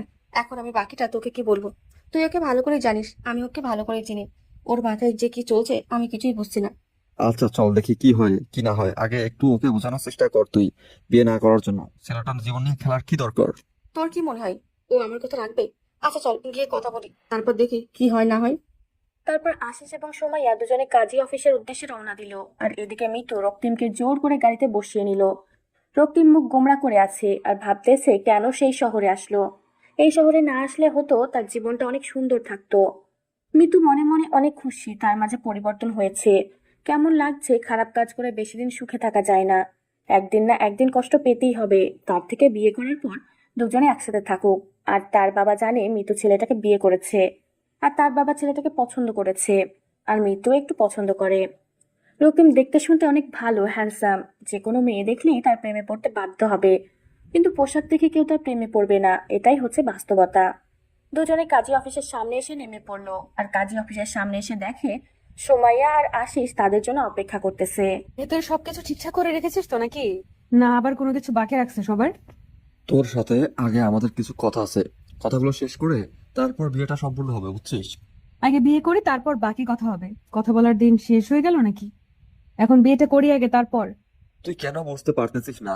এই কথাগুলো বিয়ের আগেই বলতে হবে। কথা বল, তাড়াতাড়ি শেষ কর। বিয়েটা করতে হবে তাড়াতাড়ি। আর সুমাইয়া, তো এখানে দাঁড়িয়ে কি করতেছিস? ভেতরে যা, কাজী সাহেবকে সবকিছু রেডি করতে বল। সবকিছু বলে রাখছি, কোনো সমস্যা নেই। আগে কথাগুলো শোন, আশিস কি বলে তারপর না হয় দেখা যাবে। আমি বুঝতে পারছি না তোরা দুজন আমার সাথে এরকম করতেছিস কিসের জন্য? কি করছি আমি? তেমন কিছু না, আশিস নাকি তোকে কিছু কথা বলবে। কথাগুলো শোন, তারপর ডিসিশন নে কি করবি। আচ্ছা বল, তোর আবার কি জ্ঞান মাথায় আসলো? আর সেই জ্ঞান এখন আমাকে দিতে হবে শুনি?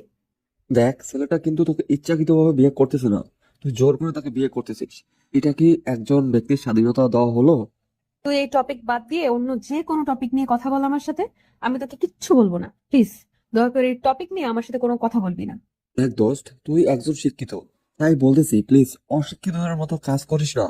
ছেলেটার অবস্থা দেখ, একবার চোখ মুখ শুকিয়ে গিয়েছে ভয়ে। বলতেছি তো আমি সবকিছু ঠিক করে নেব। তুই কি আমাকে ভালো হওয়ার সুযোগ দিবি না নাকি? আর যদি এখন বলিস ছেলেটাকে ছেড়ে দিতে, তাহলে ছেড়ে দেব, কিন্তু পরে আবার আমাকে কোনো কিছু বলতে পারবি না। তুই কি ছেলেটাকে বিয়ে করে ভালো হয়ে যাবি? কিছুদিন পর তো ছেলেটাকে তোর ভালো লাগবে না, তখন ছেলেটাকে ছেড়ে দিবি আর ছেলেটা তোর মায়ায় পড়ে যাবে। তখন কি হবে ছেলেটার একটু ভেবে দেখেছিস? কারণ মায়াতে তো কখনো পড়িসনি। তা হয়েছে, এখন চুপ থাক। আমি এসব নিয়ে কথা বলতেছি না। যা ভেতরে গিয়ে কাজী সাহেবের সাথে কথা বল সবকিছু রেডি করতে। আমরা ভেতরে যাচ্ছি। আচ্ছা তোরা দুজন ভিতরে গিয়ে কাজী সাহেবের সাথে কথা বল, আমি ছেলেটার সাথে কথা বলতেছি। আর আমাকে তো বিশ্বাস করিস নাকি? তোকে বিশ্বাস করি, কিন্তু এই বিশ্বাসঘাতকতা করিস না, যাতে করে আমাকে উল্টাপাল্টা কিছু করতে হয়। সেটাও কিন্তু ভেবে দেখিস। তাদের ভেতরে আয় দুজনেই। তারপর মিতু এবং সুমাইয়া দুজনে কাজী অফিসের ভিতরে গেল। এদিকে আশিস রক্তিমকে সাথে করে নিয়ে এক সাইডে গিয়ে দাঁড়িয়ে পড়লো। রক্তিমকে দেখেই বোঝা যাচ্ছে একদম ভয় আছে, কিন্তু আশিস এখন কি করবে বুঝতেছে না, যে সে এখানে কি করতে পারবে না, কারণ সেই ক্ষমতা তার এখানে নেই। আশিস রক্তিমকে সাথে করে নিয়ে আসলো একটু স্বাভাবিক করার জন্য। ভাইয়া এত ভয় পাওয়ার কিছু নেই, বিয়ে তো করতেছে, আর যেভাবে কথা বললো তাতে মনে হচ্ছে না আপনার সাথে কোনো খারাপ কিছু করবে। ভাইয়া, আমার একটা অনুরোধ রাখবেন? আমি আমার বাবা মার ঠিকানা দিচ্ছি, আপনি কি তাদেরকে একটা জায়গায় রেখে আসবেন? আমি সেই ঠিকানাটা আপনাকে দিচ্ছি। আচ্ছা এটা কেন করতে হবে? আপনার বাবা মা তো গ্রামে বাসায় আছে, ঠিক আছে, সমস্যা কি? ভাইয়া, আমি আপনার পায়ে ধরে বলতেছি, প্লিজ আমার এই উপকারটা করে দেন, আমার এই কাজটা আপনি করে দেন। আমি সারা জীবন আপনার কৃতজ্ঞতা প্রকাশ করব, প্লিজ। আচ্ছা ভাইয়া, আমি সবকিছু করে দেবো। এখন তো কিছুক্ষণ আপনার সাথে আমি আছি না, আজকে সারাদিন তো প্রায় আপনার সাথেই থাকবো। সো যাওয়ার আগে আপনার কাছ থেকে ডিটেলস গুলো নিয়ে তারপর চলে যাব। ঠিক আছে ভাইয়া, একটু দয়া করে আমার এই কাজটা করে দিবেন ভাইয়া, প্লিজ, আপনাকে আমি অনুরোধ করতেছি। দেখেন ভাইয়া, আমিও কিন্তু বড়লোকের ছেলে না, আমি একজন কৃষকের ছেলে। আমি আপনার ব্যাপারটা বুঝতে পারতেছি, আপনার উপর দিয়ে কি যাচ্ছে। আমি আপনার উপকার করে দেব, নির্ভয় থাকেন। ধন্যবাদ ভাইয়া। আমার এই কাজটা করে দিলে আমি সারা জীবনের জন্য আপনার কৃতজ্ঞতা প্রকাশ করব। এখন আমরা ভিতরে যাই আর বিয়েটা করে নেন। আপনার নতুন জীবনের জন্য শুভকামনা রইল। আর কথা হচ্ছে যে, মিতু যেটা বলবে সেটা শুনে চলেন, তাহলে হয়তো আপনি ভালো থাকতে পারবেন। না হলে আমার মনে হয় না আপনি ভালো থাকতে পারবেন। সেটাই তো করতেছি ভাইয়া। কেন যে এই শহরে আসলাম আর কেন যে আমার সাথে এরকমটা হলো, এটা কি আমার ভাগ্যে লেখা ছিল? আপনার সাথে ভালো কিছু হতে পারে, তাই খারাপ না তো কিছু হওয়ার চান্সও আছে। দেখা যাক ভাইয়া, আমার কপালে কি আছে। আশিস রক্তিমকে সাথে করে নিয়ে কাজী অফিসের ভিতরে গেল। কাজী অফিসের ভিতরে গিয়ে দেখে সবকিছু রেডি, খালি রক্তিমের সিগনেচার দিলেই হয়ে যায়। তারপর রক্তিমকে সিগনেচার দিয়ে দিল, আর তারা এখন থেকে দুজন বৈধভাবে স্বামী স্ত্রী। রক্তিমের জীবনটা নিমেষেই পাল্টে গেল, আর সাথে সাথে মৃত্যুর জীবনটাও। রক্তিম কোনোভাবে বুঝতে পারতেছে না যে মৃত্যু কেন এরকম একটা ডিসিশন নিল, আর কেনই তার জীবনটা নিয়ে খেলতেছে। সবকিছু শেষ করে তারা দুজন বাসার উদ্দেশ্যে রওনা দিল, আর সাথে আশিস এবং সুমাইয়া দুজনে তো আছে। আর এদিকে মিতুর বাবা অনেকটা রাগ নিয়ে বসে আছে, কখন মিতু বাসায় ফিরবে, কারণ মিতুর বাবা সবকিছু জেনে গিয়েছে যে তারা দুজন বিয়ে করেনি। এমনিতেই ছেলের সাথে রাত কাটাচ্ছে, আর এটা শোনার পর কোনো বাবা রাগটা চরম পর্যায়ে উঠতে থাকবে। মিতু গাড়ি থেকে নেমে যেই বাসার দিকে পা বাড়াবে, তখনই মিতুর বাবা মিতুর গালে এসে থাপ্পড় মেরে দিল। তোর বাচ্চা, তোকে আমি স্বাধীনতা দিয়েছি বলে এই না যে তুই যে কোনো ছেলের সাথে রাত কাটাবি। আমার আজকে লজ্জা হচ্ছে যে বাবা হয়ে তোকে আমি এরকম কথা বলতেছি। এর আগে আমাকে মেরে যেতে পারতি। বাবা একটু রাগটা কমাও, রাগটা তুলিও না, সবকিছু বলে দাও আমাকে। তুই আমার একমাত্র মেয়ে, তার জন্য তোকে আমি সবকিছু ছেড়ে দিয়েছি। তার জন্য এই নোংরা জঘন্যতম কাজ করবি, আমি এটা কখনো মেনে নিতে পারবো না। বাবা, তোমাকে কে বলেছে আমরা বিয়ে না করে একসাথে থাকতেছি? এই কথাটা তোমাকে কে বলেছে সেটা বলো। আমি কি কোনো কিছু বুঝি না? একজন বিবাহিত মানুষকে দেখলে বোঝা যায় তার চাল চলন। তুই যে ছেলেটার সাথে যে ব্যবহারগুলো করিস সেটা কি আমি দেখি না? বাবা দেখো, আমি এমন কোনো ভুল কাজ করিনি যার জন্য তুমি আমাকে মারতেছো। এই দেখো, ডকুমেন্ট, আমরা বিয়ে করেছি। তোরা আজকে বিয়ে করেছিস, এর আগে যে 5-6 দিন একসাথে ছিলি এটা তো বিয়ে করেছিলি না, তাই না? আমার ভুল হয়েছে বাবা, আমাকে ক্ষমা করে দাও। আমি আমার ভুলের প্রায়শ্চিত্ত করার জন্য বিয়ে করেছি।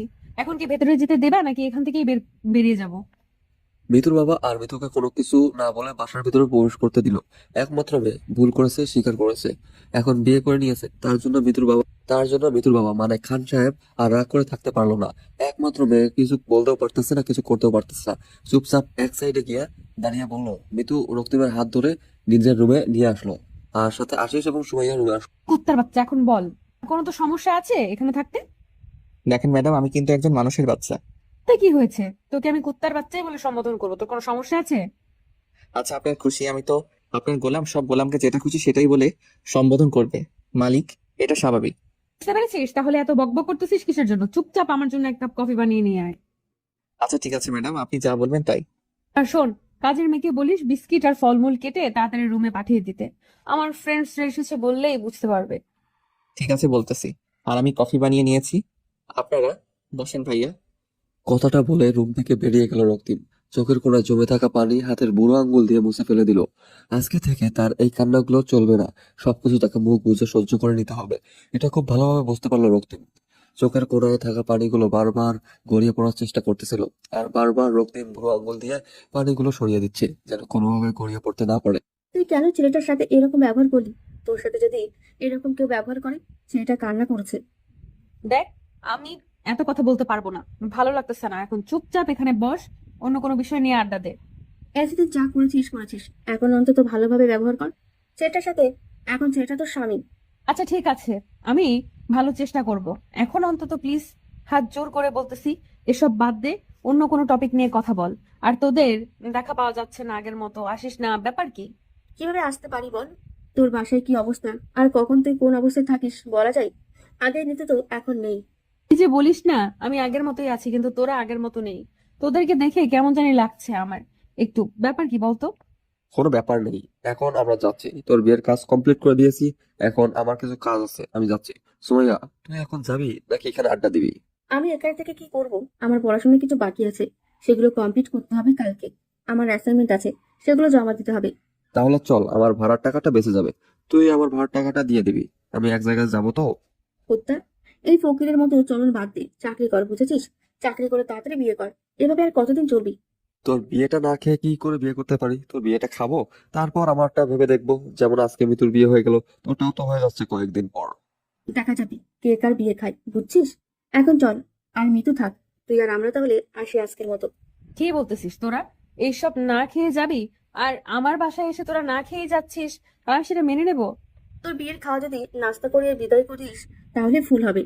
কালকে দেখা কর, কালকে রেস্টুরেন্টে গিয়ে আমাদের ট্রিট দে। তারপর ভেবে দেখবো, এখন আমরা কিছু খাবো না। সেটা তো খাওয়াবো, কিন্তু এখন অন্তত নাস্তা করে যা তোরা। হয়তো অনেকক্ষণ ধরে কিছু খাচ্ছিস না, তোদেরকে দেখে বোঝা যাচ্ছে। আমরা ঠিক আছি, আমরা এখন যাচ্ছি।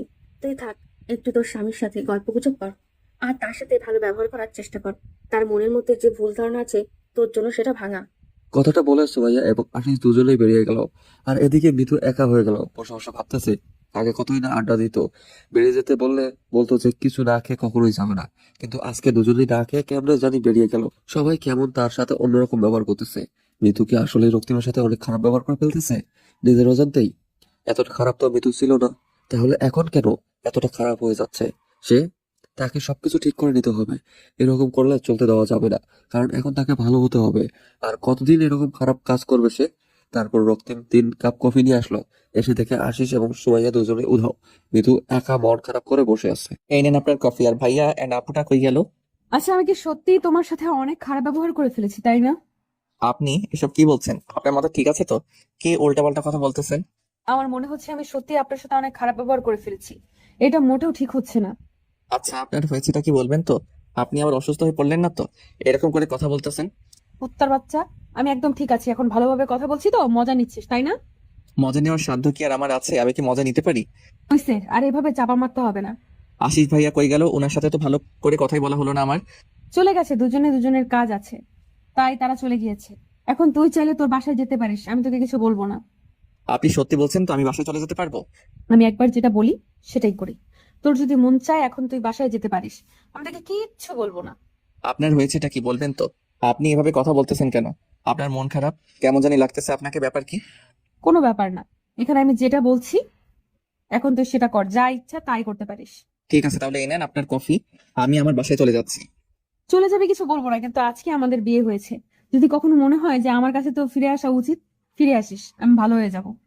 রক্তিম মিতুর কথা শুধু শ্রবণ করলো, সেই কথায় আর কোনো পাত্তা দিল না। রক্তিম অনেক খুশি, সে এখন বাসায় যেতে পারবে, আর তাকে কেউ কোনো কিছু বলবে না। রক্তিম আর বেশিক্ষণ দেরি করলো না, ঝটপট সবকিছু গুছিয়ে নিয়ে বেরিয়ে পড়লো। কেউ কিছু বলে ওঠার আগেই রক্তিম বেরিয়ে পড়লো, আর একটা গাড়িতে করে স্টেশনে পৌঁছে গেল। আর ঝটপট টিকিট কেটে সে সোজা তার গ্রামের উদ্দেশ্যে মুহূর্তের মাঝে রওনা হয়ে গেল। অপেক্ষা করলো না, কারণ কতদিন পর তার বাবা মার সাথে সে কথা বলবে, কতদিন পর তাদের সাথে দেখা করবে। আর এদিকে মিঠু একদম মনমরা হয়ে আছে, চুপচাপ হয়ে আছে। সে কি করবে না করবে ভেবে পাচ্ছে না। রক্তিম কোথায় চলে গেল এসব ব্যাগ গুছিয়ে নিয়ে? নিজ গ্রামে গিয়েছে, তার নাকি কিছু কাজ আছে, তার জন্য চলে গেল। তাহলে তুই ওর সাথে গিয়ে গ্রামটা ঘুরে দেখে আসতি, তোর মন ভালো হয়ে যেত। এবং মন খারাপ করে এখানে একা বসে আছিস। আমার যেতে ইচ্ছে করতেছে না, তাই আমি গেলাম না, ভালো লাগতেছে না কিছু, আমি একটু একা থাকতে চাই। এই সময়টা তো তোর রক্তিমের সাথে যাওয়ার উচিত ছিল, কারণ গ্রামে গেলে এমনিতেই তোর মন ভালো হয়ে যেত। যেতে ইচ্ছে করলে চলে যাব, তোমাকে বলা লাগবে না। যখন আমার যেতে ইচ্ছে করবে আমি ঠিকই চলে যাব। এখন তুমি গিয়ে বিশ্রাম করো, নাহলে অসুস্থ হয়ে পড়বে। দেখ, তোর যেটা ভালো লাগে তোর উপর তা, আর আমি জোর করতে পারি না। তোর মন যেটা চায় সেটাই কর। আচ্ছা বাবা, তাহলে তুমি গিয়ে বিশ্রাম করো, আমি একটু ঘুমাবো, ঘুম থেকে উঠে তারপর দেখি কি করা যায়, না হলে কালকে আমিও গ্রামে চলে যাব। তারপর খান সাহেব নিজের রুমে চলে আসলো এবং বিছানায় শুয়ে পড়লো। তার মেয়ের মতিগতি দেখে খান সাহেব সবকিছু বুঝতে পারতেছে, কিন্তু খান সাহেব রাগারাগি করলো না, চুপ রইলো। এই অবস্থায় রাগারাগি করলে মেয়েটা খারাপ কিছু করে ফেলতে পারে, তাই এই টেনশনে তাকে রাগারাগি না করে চুপচাপ সেখান থেকে চলে আসলো খান সাহেব। খান সাহেব তো ছোট বাচ্চা না, তিনি সব খোঁজ খবর নিয়ে নিয়েছে তার মেয়ে কি করে না করে, কিন্তু একমাত্র মেয়ে বলে কিছু বলতে পারে না। যদি রাগ করে কোথাও চলে যায় কিছু বলতেও পারবে না। এখন তুই কোথায় যাবি? তুই যে বললি তোর কাজ আছে, কিন্তু আমার জানা মতে তোর কোনো কাজ নেই। আসলে ওই ছেলেটা আছে না রক্তিম, ওর বাবা মাকে একটা সেফ জায়গায় নিয়ে যাইতে হবে। কিসের জন্য জানি না, একটা ভয় কাজ করতেছে ওর মনে। তার জন্য আমাকে এই অনুরোধটা করেছে। কি বলতেছিস তুই? তুই কি এক গ্রামের বাসা চিনিস? আর তুই কেন এটা করতে যাবি? তোর কি ভয় লাগে না? আমার আবার কিসের জন্য ভয় লাগবে? এটা হয়তো মৃত্যু করেছে, তার জন্য হয়তো ছেলেটা ভয় পাচ্ছে তার বাবা মাকে নিয়ে। তুই চিনিস না, কিছু জানিস না, হুট করে ওই গ্রামে যাবি, আর ওর বাবা মা কি তোকে বিশ্বাস করবে? বিশ্বাস করবে কিনা জানি না, বাট ছেলেটা যেভাবে আমাকে বলেছে আমি না করে থাকতে পারলাম না, আমাকে যেতেই হবে। আমি তোর সাথে যাব, একা তোকে আমি ছাড়তে পারবো না ওই গ্রামে। আর তুই কখনো ওই গ্রামে যাস নাই, কিছু চিনিস না, আমি তোকে একা পাঠিয়ে দিয়ে টেনশন করতে পারবো না। আমার কিছু হবে না, তুই থাক। তোকে নিয়ে গেলে আলাদা একটা টেনশন বাড়িয়ে দিতে চাই না। তুই এখানে থাক, ভালো থাক। আমি ফিরে আসবো 2 দিনের ভিতরে। আমি পাগলি হয়েছি তাই না? তোকে আমি একা যেতে দেবো? আমার জীবনটাকে আমি তোকে একা যেতে দেবো না, বুঝেছিস? তুই এটা নিয়ে এত সিরিয়াস হয়ে যাচ্ছিস কেন? বুঝতে পারতেছি না বিষয়টা। আমি যাবো, ঝামেলা শেষ। এখন কি তুই আমার সাথে ঝগড়া করবি নাকি আমাকে সাথে করে নিয়ে যাবি? কোনটা? যদি আমাকে না নিয়ে যেতে পারিস তাহলে তোর যাওয়া হবে না। পাগলি মেয়ে, এভাবে জেদ করতে নেই, বুঝছিস? আমি যাবো, ফিরে আসবো। তুই জানিস ভালোবাসার মানুষটাকে না এক মুহূর্তের জন্য কোনো বিপদের দিকে ঠেলে দিতে পারে না কোনো মেয়ে। আর আমি তো আমার নিজের জীবনের থেকেও তোকে বেশি ভালোবাসি। আমি কি করে পারবো তোকে অজানা অচেনা একটা জায়গায় একা যেতে দিতে? দুজনেই যাবো, মরলে দুজনেই মরবো। আরে আমি তোর সাথে কথায় পারবো না, আমি ভালো করে জানি। আচ্ছা, কি রেডি হয়ে নে? আমিও গিয়ে রেডি হয়ে নিচ্ছি। আচ্ছা, আমার কোনো কিছু লাগবে না, আমার সবকিছু সাথে আছে। টাকা থাকলে আর কিছু লাগবে না, এখন চল। তাহলে তুই এখানে কোনো একটা রেস্টুরেন্টে অপেক্ষা কর আমার জন্য, আমাকে যেতে হবে। আর তোকে তো ছেলেদের হোটেলে নিয়ে যেতে পারি না, তাই না? আচ্ছা ঠিক আছে, আমি এখানে অপেক্ষা করছি, বেশিক্ষণ সময় নেবে না। আমি কিন্তু একা এখানে বেশিক্ষণ থাকতে পারবো না, তাহলে কিন্তু চলে আসবো। তুই দিন দিন না পাগলি হয়ে যাচ্ছিস, বুঝছিস? নিজেকে একটু কন্ট্রোল কর। আমি নিজেকে কোনো কন্ট্রোল করতে চাই না, এখন তুই যা। আর আমি এখানে তোর জন্য অপেক্ষা করছি। তোর হাতে সময় 30 মিনিট দিলাম, যা। তারপর আশিস বেশিক্ষণ সময় নিল না, তাড়াতাড়ি চলে আসলো হোটেলে। আর হোটেলে এসে একটু ফ্রেশ হয়ে যা যা প্রয়োজনীয় জিনিস সেগুলো ব্যাগে নিয়ে নিল। তারপর সময়ের কাছে চলে আসলো, সঙ্গে করে বাসার উদ্দেশ্যে রওনা দিয়ে দিয়েছে। আর এদিকে রক্তিমও বাসার কাছাকাছি প্রায় চলে এসেছে। লক্ষ্মীমের কাছে তো আশিসের নাম্বার নেই যে ফোন করে মানা করে দেয় যে ওখানে যেন না আসে। সবকিছু ঠিকঠাক হয়ে গিয়েছে। আর বিশেষ করে রক্তিমের মনে নেই যে আশিসকে এখানে আসতে বলেছে। সে এতটাই ইচ্ছুক বাসা যাওয়ার জন্য। এদিকে রক্তিমের বাড়ির পঞ্চগড় কিছুক্ষণ পরে আশিস এবং সুমাইয়া দুজনে তাদের বাসায় এসে উপস্থিত হলো। তার সব থেকে বড় অবাক হলো আশিস, যে রক্তিম তাকে এখানে আসতে বললে আর সে রক্তিম এখানে আগে পৌঁছে গিয়েছে। ব্যাপার কি? আশিস অবাক হয়ে রক্তিমের দিকে তাকিয়ে আছে। আর রক্তিম একটু সাহস করে সামনে এসে দাঁড়িয়ে পড়লো। কি হলো? তুমি বাসায় আসলে কিভাবে এত তাড়াতাড়ি? আমি কি জানি আপনার বান্ধবীর কি হলো? আমাকে বললো যে আমি ইচ্ছা করলে বাসায় যেতে পারবো, আর আমি এক শোটে ওখান থেকে বেরিয়ে এসেছি, সোজা এসে গাড়িতে করে বাসায় চলে আসলাম। নিতুকে আপনি কিছু জিজ্ঞেস করেননি যে কেন এরকমটা করতেছে আপনার সাথে? আর আপনাকে কেন বাসায় আসতে দিল? জিজ্ঞেস করেছিলাম, তো উনি বললো যে আমার যা খুশি তাই করতে পারবো, উনি কোনো এখানে হস্তক্ষেপ করবেন না, তাই আমি আমার বাবা মার কাছে চলে আসলাম। আর আপনি যে মেয়েটাকে বিয়ে করলেন তার কি হবে? তাকে একদম ছেড়ে চলে আসলেন আপনি? এটাকে কি কেউ বিয়ে বলে? বলেন তো। আর এভাবে বিয়ে করলে কি বিয়ে হয়ে যায়? আপনার কথা ঠিক আছে, বাট মেয়েটা কেন আপনাকে বাসায় আসতে দিল? আর কেন সবকিছু ঠিকঠাক করলো? নাকি তাকে একবারও জিজ্ঞেস করেছেন এটা আপনার সাথে আসবে নাকি না? কি যে বলেন না, মিতু এত বড় লোকের মেয়ে আসবে আমার এই ভাঙা বাড়িতে? আপনি তো দেখতেই পাচ্ছেন। আপনার যেহেতু বিয়ে করা বউ আসতেও পারতো, তাই না? আর যেমন করে হোক আপনাদের তো বিয়ে হয়ে গিয়েছে, আপনারা তো এখন বৈধভাবে স্বামী স্ত্রী। কি যে বলেন না আপু, আপনার মাথা ঠিক নেই। আচ্ছা আপু, আপনারা বসেন, নাস্তা করেন, আজকে থাকবেন আর গ্রামটা ঘোরাঘুরি করে কালকে চলে যাবেন শহরে। না ভাইয়া, আজকে আমরা তাহলে ফেরত যাব, আমাদের এক্সাম আছে তো। আর তোমার কথাটা রাখার জন্য আমি এসেছিলাম, আর তুমি এসেই পড়েছো। তাহলে থাকো, আমরা চলে যাচ্ছি। কি যে বলেন না ভাইয়া, আপনারা আজকে যেতে পারবেন না। আজকে আমার এই গরিবের ভাঙা বাড়িতে আপনাদের থাকতে হবে, আর কালকে গ্রামটা ঘুরে দেখে বিকালে চলে যাবেন। আজকে থাকতে পারতেছি না ভাইয়া, আমরা আজকে আমাদেরকে চলে যেতেই হবে। আমরা তো তোমার বাসা দেখলাম, যে কোনো একদিন হুট করে চলে আসবো, আর সেদিন এসে তোমার গ্রামটা পুরোটা ঘুরে দেখবো, 2 দিন থাকবো। আচ্ছা একটু ভেবে দেখেন আজকে কি থাকা যায় কিনা। থাকলে আমার অনেক ভালো লাগতো, আপনাদের সাথে অনেক আড্ডা দিতাম। না ভাইয়া, তাহলে আমরা আজকে ব্যাগ যাচ্ছি। তোমার সাথে খুব শীঘ্রই দেখা হবে ইনশাল্লাহ। তারপর আশিস সুমাইয়ার হাত ধরে সেখান থেকে চলে আসলো। সুমাইয়া একটু অবাক লাগতেছে যে আশিস তো এরকম করে না, কারোর সাথে কথা বলে না, সবসময় হাসি খুশি ভাবে সবার সাথে কথা বলে। আজকে কেমন জানি একটা রাগ করে তার ভিতরে অনুভব করতেছে সুমাইয়া। কিন্তু সুমাইয়া কেন চুপ করে কিন্তু সুমাইয়া কোনো কথা না বলে চুপচাপ করে আছে, কোনো কথা বললো না। হয়তো আশিস যেটা করতেছে ঠিক করতেছে। তারপর তারা যখন সেখান থেকে বেরিয়ে আসার সময় আশিসকে কোনো কিছু বলার সাহস আছে নাকি? কারণ আশিসের দিকে তাকিয়ে বোঝা যাচ্ছে যে আশিস এর অনেক রাগ আছে। সুমাইয়া চুপ করে রইলো, আর আশিস একদম চুপ করে আছে, কোনো কথা বলতেছে না, গম্ভীর হয়ে বসে আছে। আমরা কিন্তু আজকে ওখানে থেকে যেতে পারতাম, বুঝছো? গ্রামটা কিন্তু অনেক সুন্দর, দেখতে পাচ্ছিস না রাস্তাগুলো কত সুন্দর আর চারপাশে সবুজে ভরা। আমরা এখন মিতুর বাসায় যাব, আরো কি হয়েছে না হয়েছে সেটা শুনবো, তারপর বাকি কথা হবে। ওর এখন কোন ভূতে ধরছে নাকি আর কি করতেছে নিজেই তো বুঝতে পারছি না আমি। যতই হোক, ও আমাদের কিন্তু অনেক ছোটবেলার ফ্রেন্ড। আর হঠাৎ করে কি এমন ঘটে গেল যে এটা করলো? আচ্ছা চল তাহলে নিজের বাসায় যাই, গিয়ে দেখি ওর আবার কোনো বিবৃতি দিল না তো, তারপর বোঝা যাবে এখন। তারপর সুমাইয়া এবং আশিস দুজনের মিতুর বাসার উদ্দেশ্যে রওনা দিল। মিতুর বাসায় গিয়ে দেখে বাইরে মিতু একা হাঁটাহাঁটি করতেছে, আর ফোনে গান বাজতেছে। মিতু সুমাইয়া আর আশিসকে দেখে অবাক হয়ে গেল। এই সময় তারা এখানে একটু আগে তো কাজের কথা বলে বেরিয়ে গেল। সব ভালোবাসা সবার মন মতো হয় না। যদি আজকে মিতু রক্তিমের সাথে এই ব্যবহারগুলো না করতো, আর রক্তিম থাকতো অপর প্রান্তে আর মিতু থাকতো অপর প্রান্তে, কেউ কারো দেখা পেতো না। কখন কার জীবনে কি ঘটে যায় কেউ বলতে পারে না। কখন যে কার লাইফে কে চলে আসে কেউ সেটা বলতে পারবো না। উপরওয়ালা আগে থেকেই সবার লাইফে একজন ফিক্সড করে রেখেছে। আমরা যে এদিক ওদিক ছোটাছুটি করি এটা বৃথা, এটা নিজের সময় অপচয় করা ছাড়া আর কিছুই না। তোমার ভাগ্যে যে আছে তুমি ঠিকই একদিন থেকে খুঁজে পাবে, আর তার সাথেই তোমার যতদিন না দেখা হবে তুমি ততদিন কোনো মেয়ে বা কোনো ছেলের কাছে গিয়ে সুখে শান্তিতে থাকতে পারবে না। তোমার জন্য যে পার্মানেন্ট তার কাছে যাও, তোমার থেকে সুখী পারছেন কেউ হবে না। কি রে, তোরা দুজন আবার এখানে? তোরা না কোথায় যাবি? তোদের কি কাজ আছে? কাজের কথা বাদ দে, তোদের কি হয়েছে? রক্তিম বাসায় চলে গিয়েছে শুনলাম। তাকে যেতে দিয়েছি, নিজের সাথে নিজেই অনেক বোঝাপড়া করেছি। ছেলেটার সাথে অনেক অন্যায় করে ফেলেছি। তাহলে বিয়ের আগে এই কথাটা ভাবলি না কিসের জন্য? বিয়ে করেছিলি ছেড়ে দিলি যে, আর এখন তুইও এদিকে তাকে নিয়ে ভাবতেছিস। বাদ দে ওসব কথা, আমার জীবন আমি দেখে নিব। এখন বল তোরা কি খাবি? তোদেরকে তাই খাওয়াবো। তাও একটু ভেবে দেখলে ভালো হতো বলছি। এই বিষয়টা নিয়ে এভাবে সবকিছু শেষ করে কি ঠিক হবে? বিয়ে করার পর একরকম দুজন দুই দিকে। আরে বাদ দে না এসব, কোনো কথা বলে লাভ হবে না। এখন যা হওয়ার তা তো হয়ে গিয়েছে। এখন তোদের খবর বল, তোরা কবে বিয়ে করতেছিস?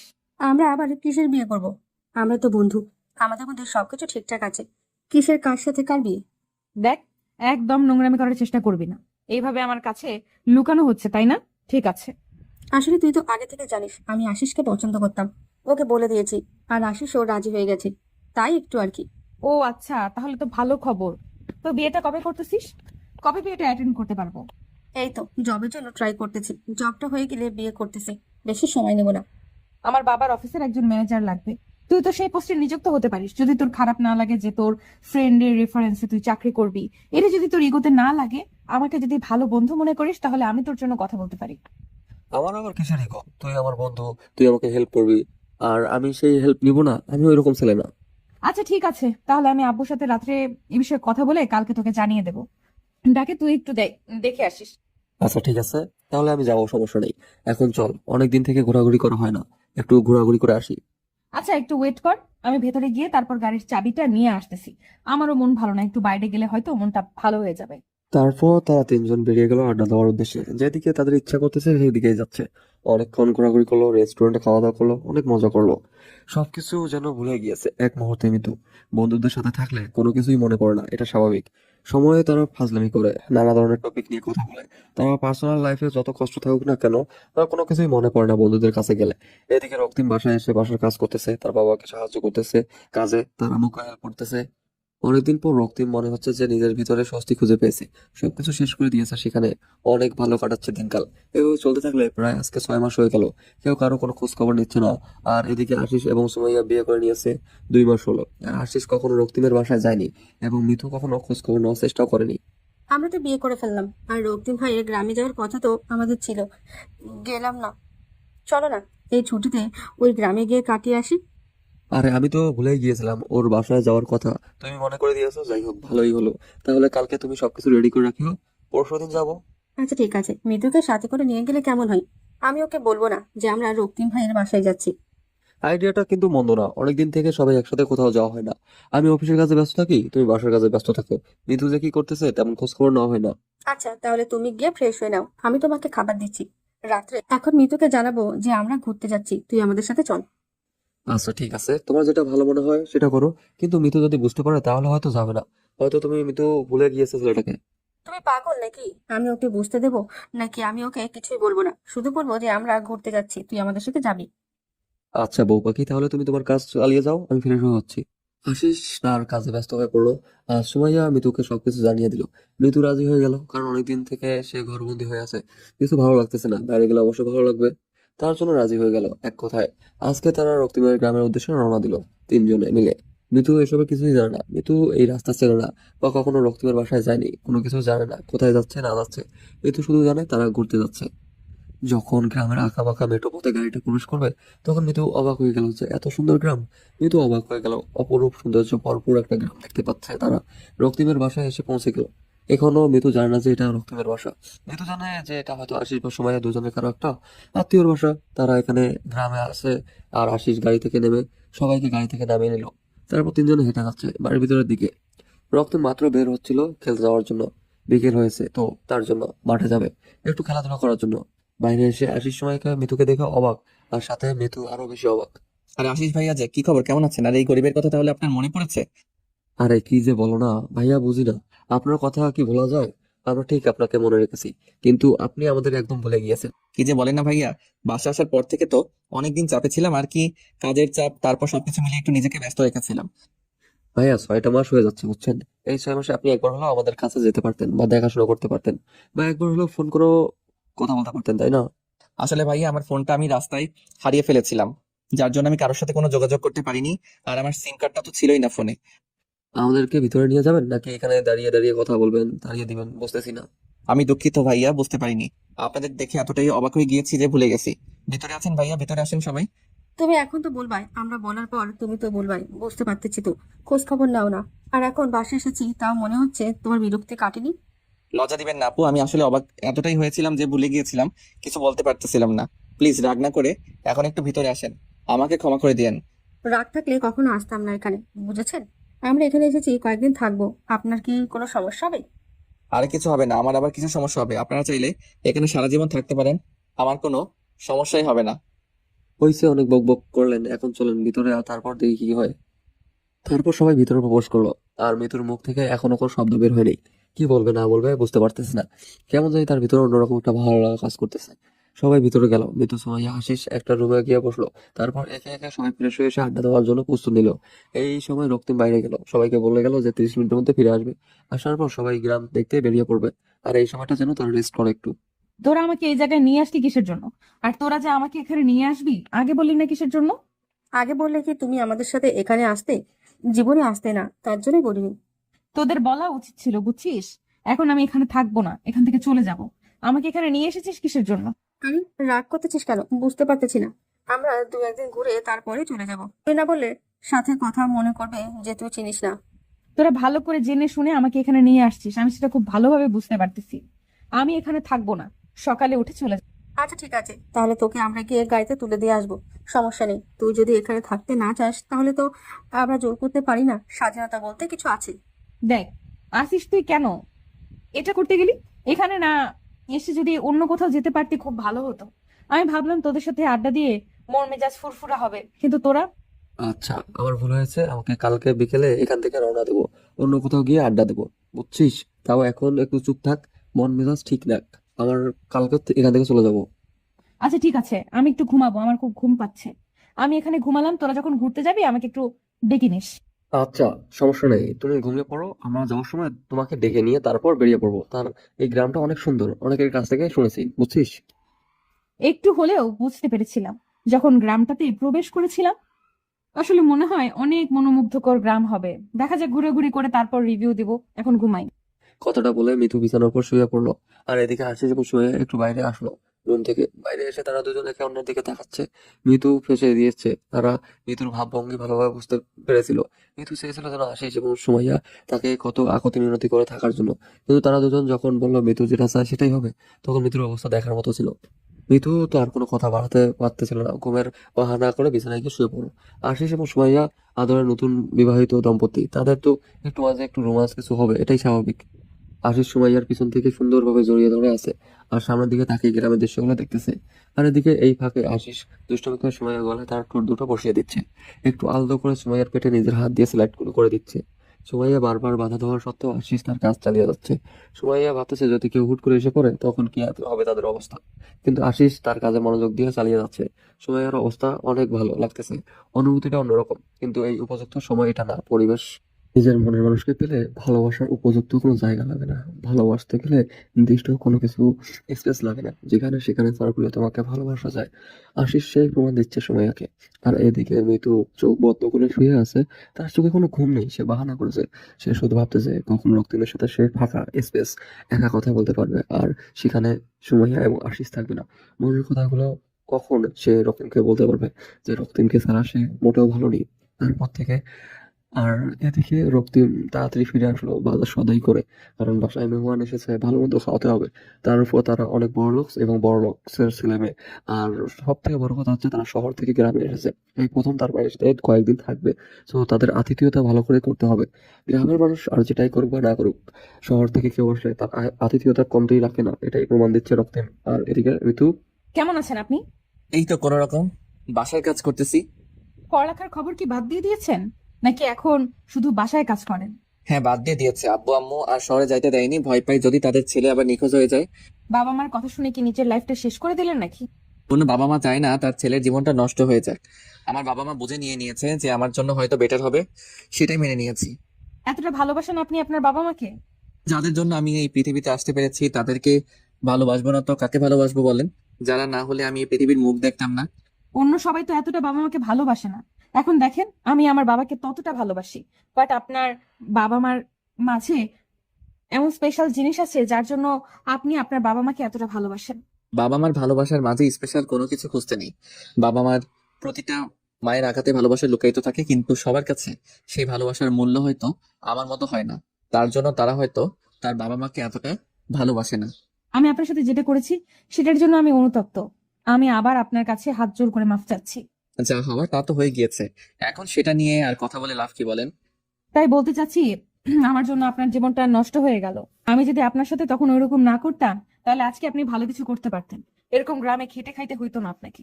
কই, আমি তো গ্রামে কোনো চাষাবাদ করি না। আমি একটা জব করতেছি ছোটখাটো, আর সেটা দিয়ে আমরা চলছি। আর বাবা খেতে কাজ করে। তাহলে তো ভালোই। তো এখন আপনার ভবিষ্যৎ প্ল্যানিং কি, কি করবেন বা কি করতে চাচ্ছেন? কোনো প্ল্যানিং নেই, যা হবে দেখা যাবে। এইভাবেই চলে যাচ্ছে দিনকাল। কোনো প্ল্যানিং করে কোনো কিছু হয় না, যা হয় হুটহাট করেই হয়ে যায়। এটা অবশ্যই ঠিক বলেছেন, যা হয় হুটহাট করেই হয়ে যায়। প্ল্যানিং করলে কোনো কিছু হয় না, সেটা আমি এখন বুঝি। আর এখন আমি সবকিছু ভালোভাবেই অনুভব করতে পারি। তারপর বলেন, আঙ্কেলের খবর কি? বাসায় থাকে এখন নাকি এখন বাইরের দেশে? বাইরের দেশেই থাকে। ব্যবসার কাজ না করলে তো উনি আবার ভালো করতে পারে না। তাই ব্যবসার কাজে সবসময় নিজেকে ব্যস্ত রাখে, আর আমি একা। আপনি একা থাকবেন কেন? আপনার টাকার অভাব আছে? যে কোনো একটা ছেলেকে তুলে রাখলেই তো হয়, তাই না? জীবনে কিন্তু একবার ভুল করে, কিন্তু দ্বিতীয়বার ভুলটা কখনো করতে চায় না, যদি সেই মানুষটা জানে কাজটা ভুল। যাই হোক, অন্তত বুঝতে পেরেছেন যে আপনার কাজটা ভুল ছিল, আর আপনি সেটাতে অনুতপ্ত। ওরা দুজন কি সুন্দর উপভোগ করতেছে ওদের সুন্দর জীবনটা, আর আমরা? ওদের মাঝে নিঃস্বার্থ ভালোবাসা আছে, তার জন্য মনে হয় সুখী। আর আপনার মাঝে হয়তো সেই ভালোবাসা ছিল না। হয়তো আমি অন্যরকম ছিলাম, নিজের ভুলগুলো সব সময় ঠিক মনে করতাম। বাদ দেন এসব কথা। এসব কথা বলে আর লাভ কি? চলেন সামনে গিয়ে বসি। ওইখানে সুন্দর একটা মনোরম পরিবেশ আছে। আমার মন খারাপ থাকলে আমি ওইখানে বসে থাকি। আপনি কি ভুলে যাচ্ছেন যে আমরা স্বামী স্ত্রী, আর আপনি কি ফিরে আসবেন না আমার লাইফে? আমি চাই আপনি ফিরে আসুন আমার লাইফে। আমি কি বলেছিলাম কখনো আপনার কাছে আমি কোন অধিকারে নিয়ে গিয়ে দাঁড়াবো না? আগে তো কোনো অধিকার নিয়ে দাঁড়াতে বলিনি, আমি এসেছি অধিকার নিতে। চাইলে কিন্তু সবকিছু সম্ভব, বুঝেছেন?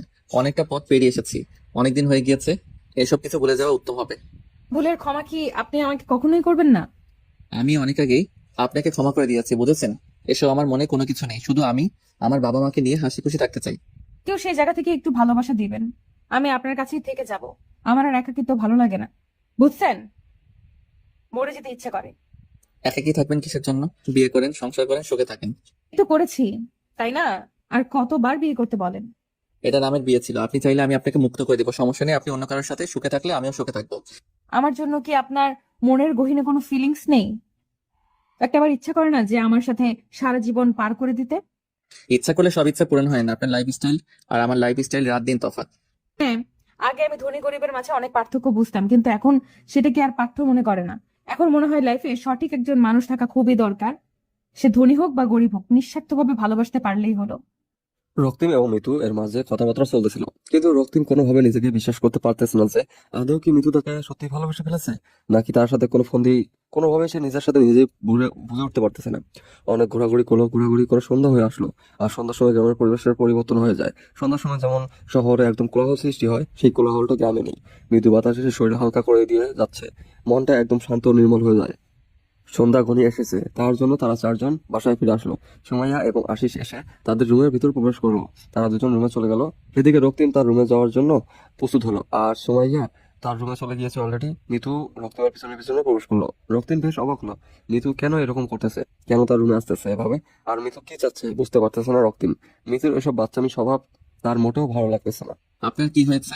আপনি এভাবে আমার পিছনে পিছনে আসছেন, ব্যাপার কি? কোনো ব্যাপার নেই, এখন থেকে আমি আপনার সাথে থাকবো, আর কোথাও যাচ্ছি না। শহরে ফিরে যাব না আর। এটা কিন্তু আপনি বোকামি করতেছেন, এটা ঠিক না। আপনি শহরে ফিরে যান, বুঝছেন? এটা আপনার জন্য ভালো হবে। এরকম পাগলামি না করাই ভালো। যে পাগলামি করে সারা জীবন সুখে থাকতে পারবো, আমি সেই পাগলামিটা করতে চাই আবারও। প্লিজ আপনি বোঝার চেষ্টা করেন, এটা সম্ভব না। আপনি ফিরে যান এখান থেকে, ভালো হবে। আমি ফিরে যাওয়ার জন্য আসিনি এখানে। আমি যখন তোমাকে দেখেছি তখন আমি ডিসিশনটা নিয়েছি। আমি আর তোমাকে ছেড়ে কোথাও যাচ্ছি না। আমি থাকতে পারবো না। আপনার যা খুশি তাই করতে থাকেন, আমি ঘুমাবো। এখন আমাকে ডিস্টার্ব করবেন না। মাত্র সন্ধ্যা হলো, খাওয়া দাওয়া না করে ঘুমাবেন মানে বুঝতেছি না ব্যাপার। আমি প্রতিদিন এই সময় ঘুমাই, রাত 10টায় ঘুম থেকে উঠে খাওয়া দাওয়া করে কাজে চলে যাই। কাজ থেকে এসে রাত 2টায় আবার ঘুমাই। সো আপনি এখন যান, আমাকে ঘুমাতে দেন। বললেই তো আর হবে না যে ঘুমাতে দেন। আমি এসেছি, আমাকে তো সময় দিবেন আজকে নাকি? অনেক তো সময় দিয়েছি, এখন আপনি আমাকে আমার মতো ছেড়ে দেন। আপনি আপনার মতো থাকেন। বললে তো সবকিছু ঠিক হয় না, মাঝে মাঝে কিছু রুটিন চেঞ্জ করতে হয়। এখন থেকে সব রুটিন চেঞ্জ হয়ে যাবে। আমি আমার কোনো রুটিন চেঞ্জ করতে পারবো না, বুঝছেন? এরকম গায়ে পড়ে ঝগড়া বাদ দেন। আপনি আমার রুমে গিয়ে ঘুমিয়ে পড়েন, না হলে যা খুশি তাই করেন। আমি এখন কোনো কিছু করতে পারবো না। আচ্ছা, আপনার ঘুম পাচ্ছে, আপনি বিছানায় শুয়ে পড়েন, আমি আমার মতো থাকতেছি, সমস্যা নেই। রক্তিম গিয়ে বিছানায় শুয়ে পড়ো আর চোখ বদ্ধ করে নিল। এদিকে মিতু মুচকি হাসি দিয়ে নিজের দেহে থাকা অলংকারগুলো খুলে এক সাইডে রেখে দিল। এই বাসার ভিতরের পরিবেশটা অনেক সুন্দর। ভেতর থেকে দেখলে মনে হচ্ছে না যে এটা গ্রামের মাঝে। অনেক মহিলা এসেছে মিতু আর সুমাইয়া এবং আশিসকে দেখার জন্য, কিন্তু বাসার ভিতরে কাউকে প্রবেশ করতে দেওয়া হয়নি। সন্ধ্যার সময় হয়েছে তার জন্য। সবাইকে বলা হয়েছে কালকে সকালে এসে যেন দেখার জন্য। মিতু তার শরীরে থাকা সব গহনা খুলে রেখে দিল। রক্তিমের শরীরের উপর মাথাটা রেখে শুয়ে পড়লো। রক্তিম উঠতে চাইলে মিতু শক্ত করে রক্তিমকে ধরে যায়, ফলে রক্তিম আর উঠতে পারে না। কি করতেছেন আপনি এসব? প্লিজ আপনি রুম থেকে বেরিয়ে যান প্লিজ। আমি আপনার স্ত্রী, আর আমার স্বামীর কাছে আমার যে হক আছে আমি সেটা আদায় করতে যাচ্ছি। কেন আপনি এরকম করতেছেন আমি বুঝতে পারতেছি না। প্লিজ আমাকে ছেড়ে দেন, আমি পারবো না এরকম কোনো কিছু করতে। আপনাকে তো কোনো কিছু করতে হবে না, যা করার আমি করব। আপনি শুধু আমাকে ভালোবাসবেন। বলতেছি তো আমার পক্ষে সম্ভব না, তারপরও কেন আপনি জোর জবরদস্তি করতেছেন আমাকে? তার বাচ্চা একদম মেরে ফেলবো, কিন্তু মেজাজ গরম করবি না। অনেকক্ষণ থেকে ভালো করে কথা বলতেছি, গায়ে লাগে না তাই না? আপনি হয়তো ভুলে যাচ্ছেন এটা আমার বাসা। আপনি যদি আমার সাথে কোনো রকম খারাপ ব্যবহার করেন আমি কিন্তু ভালো করবো না আপনার সাথে। কি খারাপ করবে আমার সাথে? মেরে ফেলবে? আচ্ছা তাহলে মেরে ফেলেন, আমি মুক্ত হয়ে যাব। প্লিজ আপনি আমার অতিথি, আপনার সাথে আমি এরকম কোনো কিছু করবো না। প্লিজ আপনি প্লিজ আমাকে ছেড়ে দেন। কে শোনে কার কথা? রক্তিমকে একবার চুপ করে দেওয়ার জন্য মিতু ঠোঁট দুটো দিয়ে রক্তিমের ঠোঁটে ডুবিয়ে দিল। আর রক্তিম কোনো কিছু বুঝে ওঠার আগে মিতু তার ভালোবাসা দিয়ে রক্তিমকে পাগল করে দিল। রক্তিম আর কোনোভাবে বললো না, আর কোনো কিছুই বললো না। রক্তিমও পাগলের মতো মিতুকে ভালোবাসা দিয়ে ভরিয়ে দিল। সব বাধা বিপত্তি পিছনে ফেলে দিয়ে দুজনের ভালোবাসার সাগরে তলিয়ে গেল। এবং আগে এদের মাঝে যা হয়েছিল সবকিছু অবৈধ, কিন্তু আজকে সবকিছু বৈধ। ভালোবাসার কাছে মান অভিমান কোনো কিছুই না। যদি ভালোবাসা সত্যিকারের ভালোবাসা হয়ে থাকে, সেখানে রাগ অভিমান অবিশ্বাস এসব কোনো কিছুই থাকতে পারে না।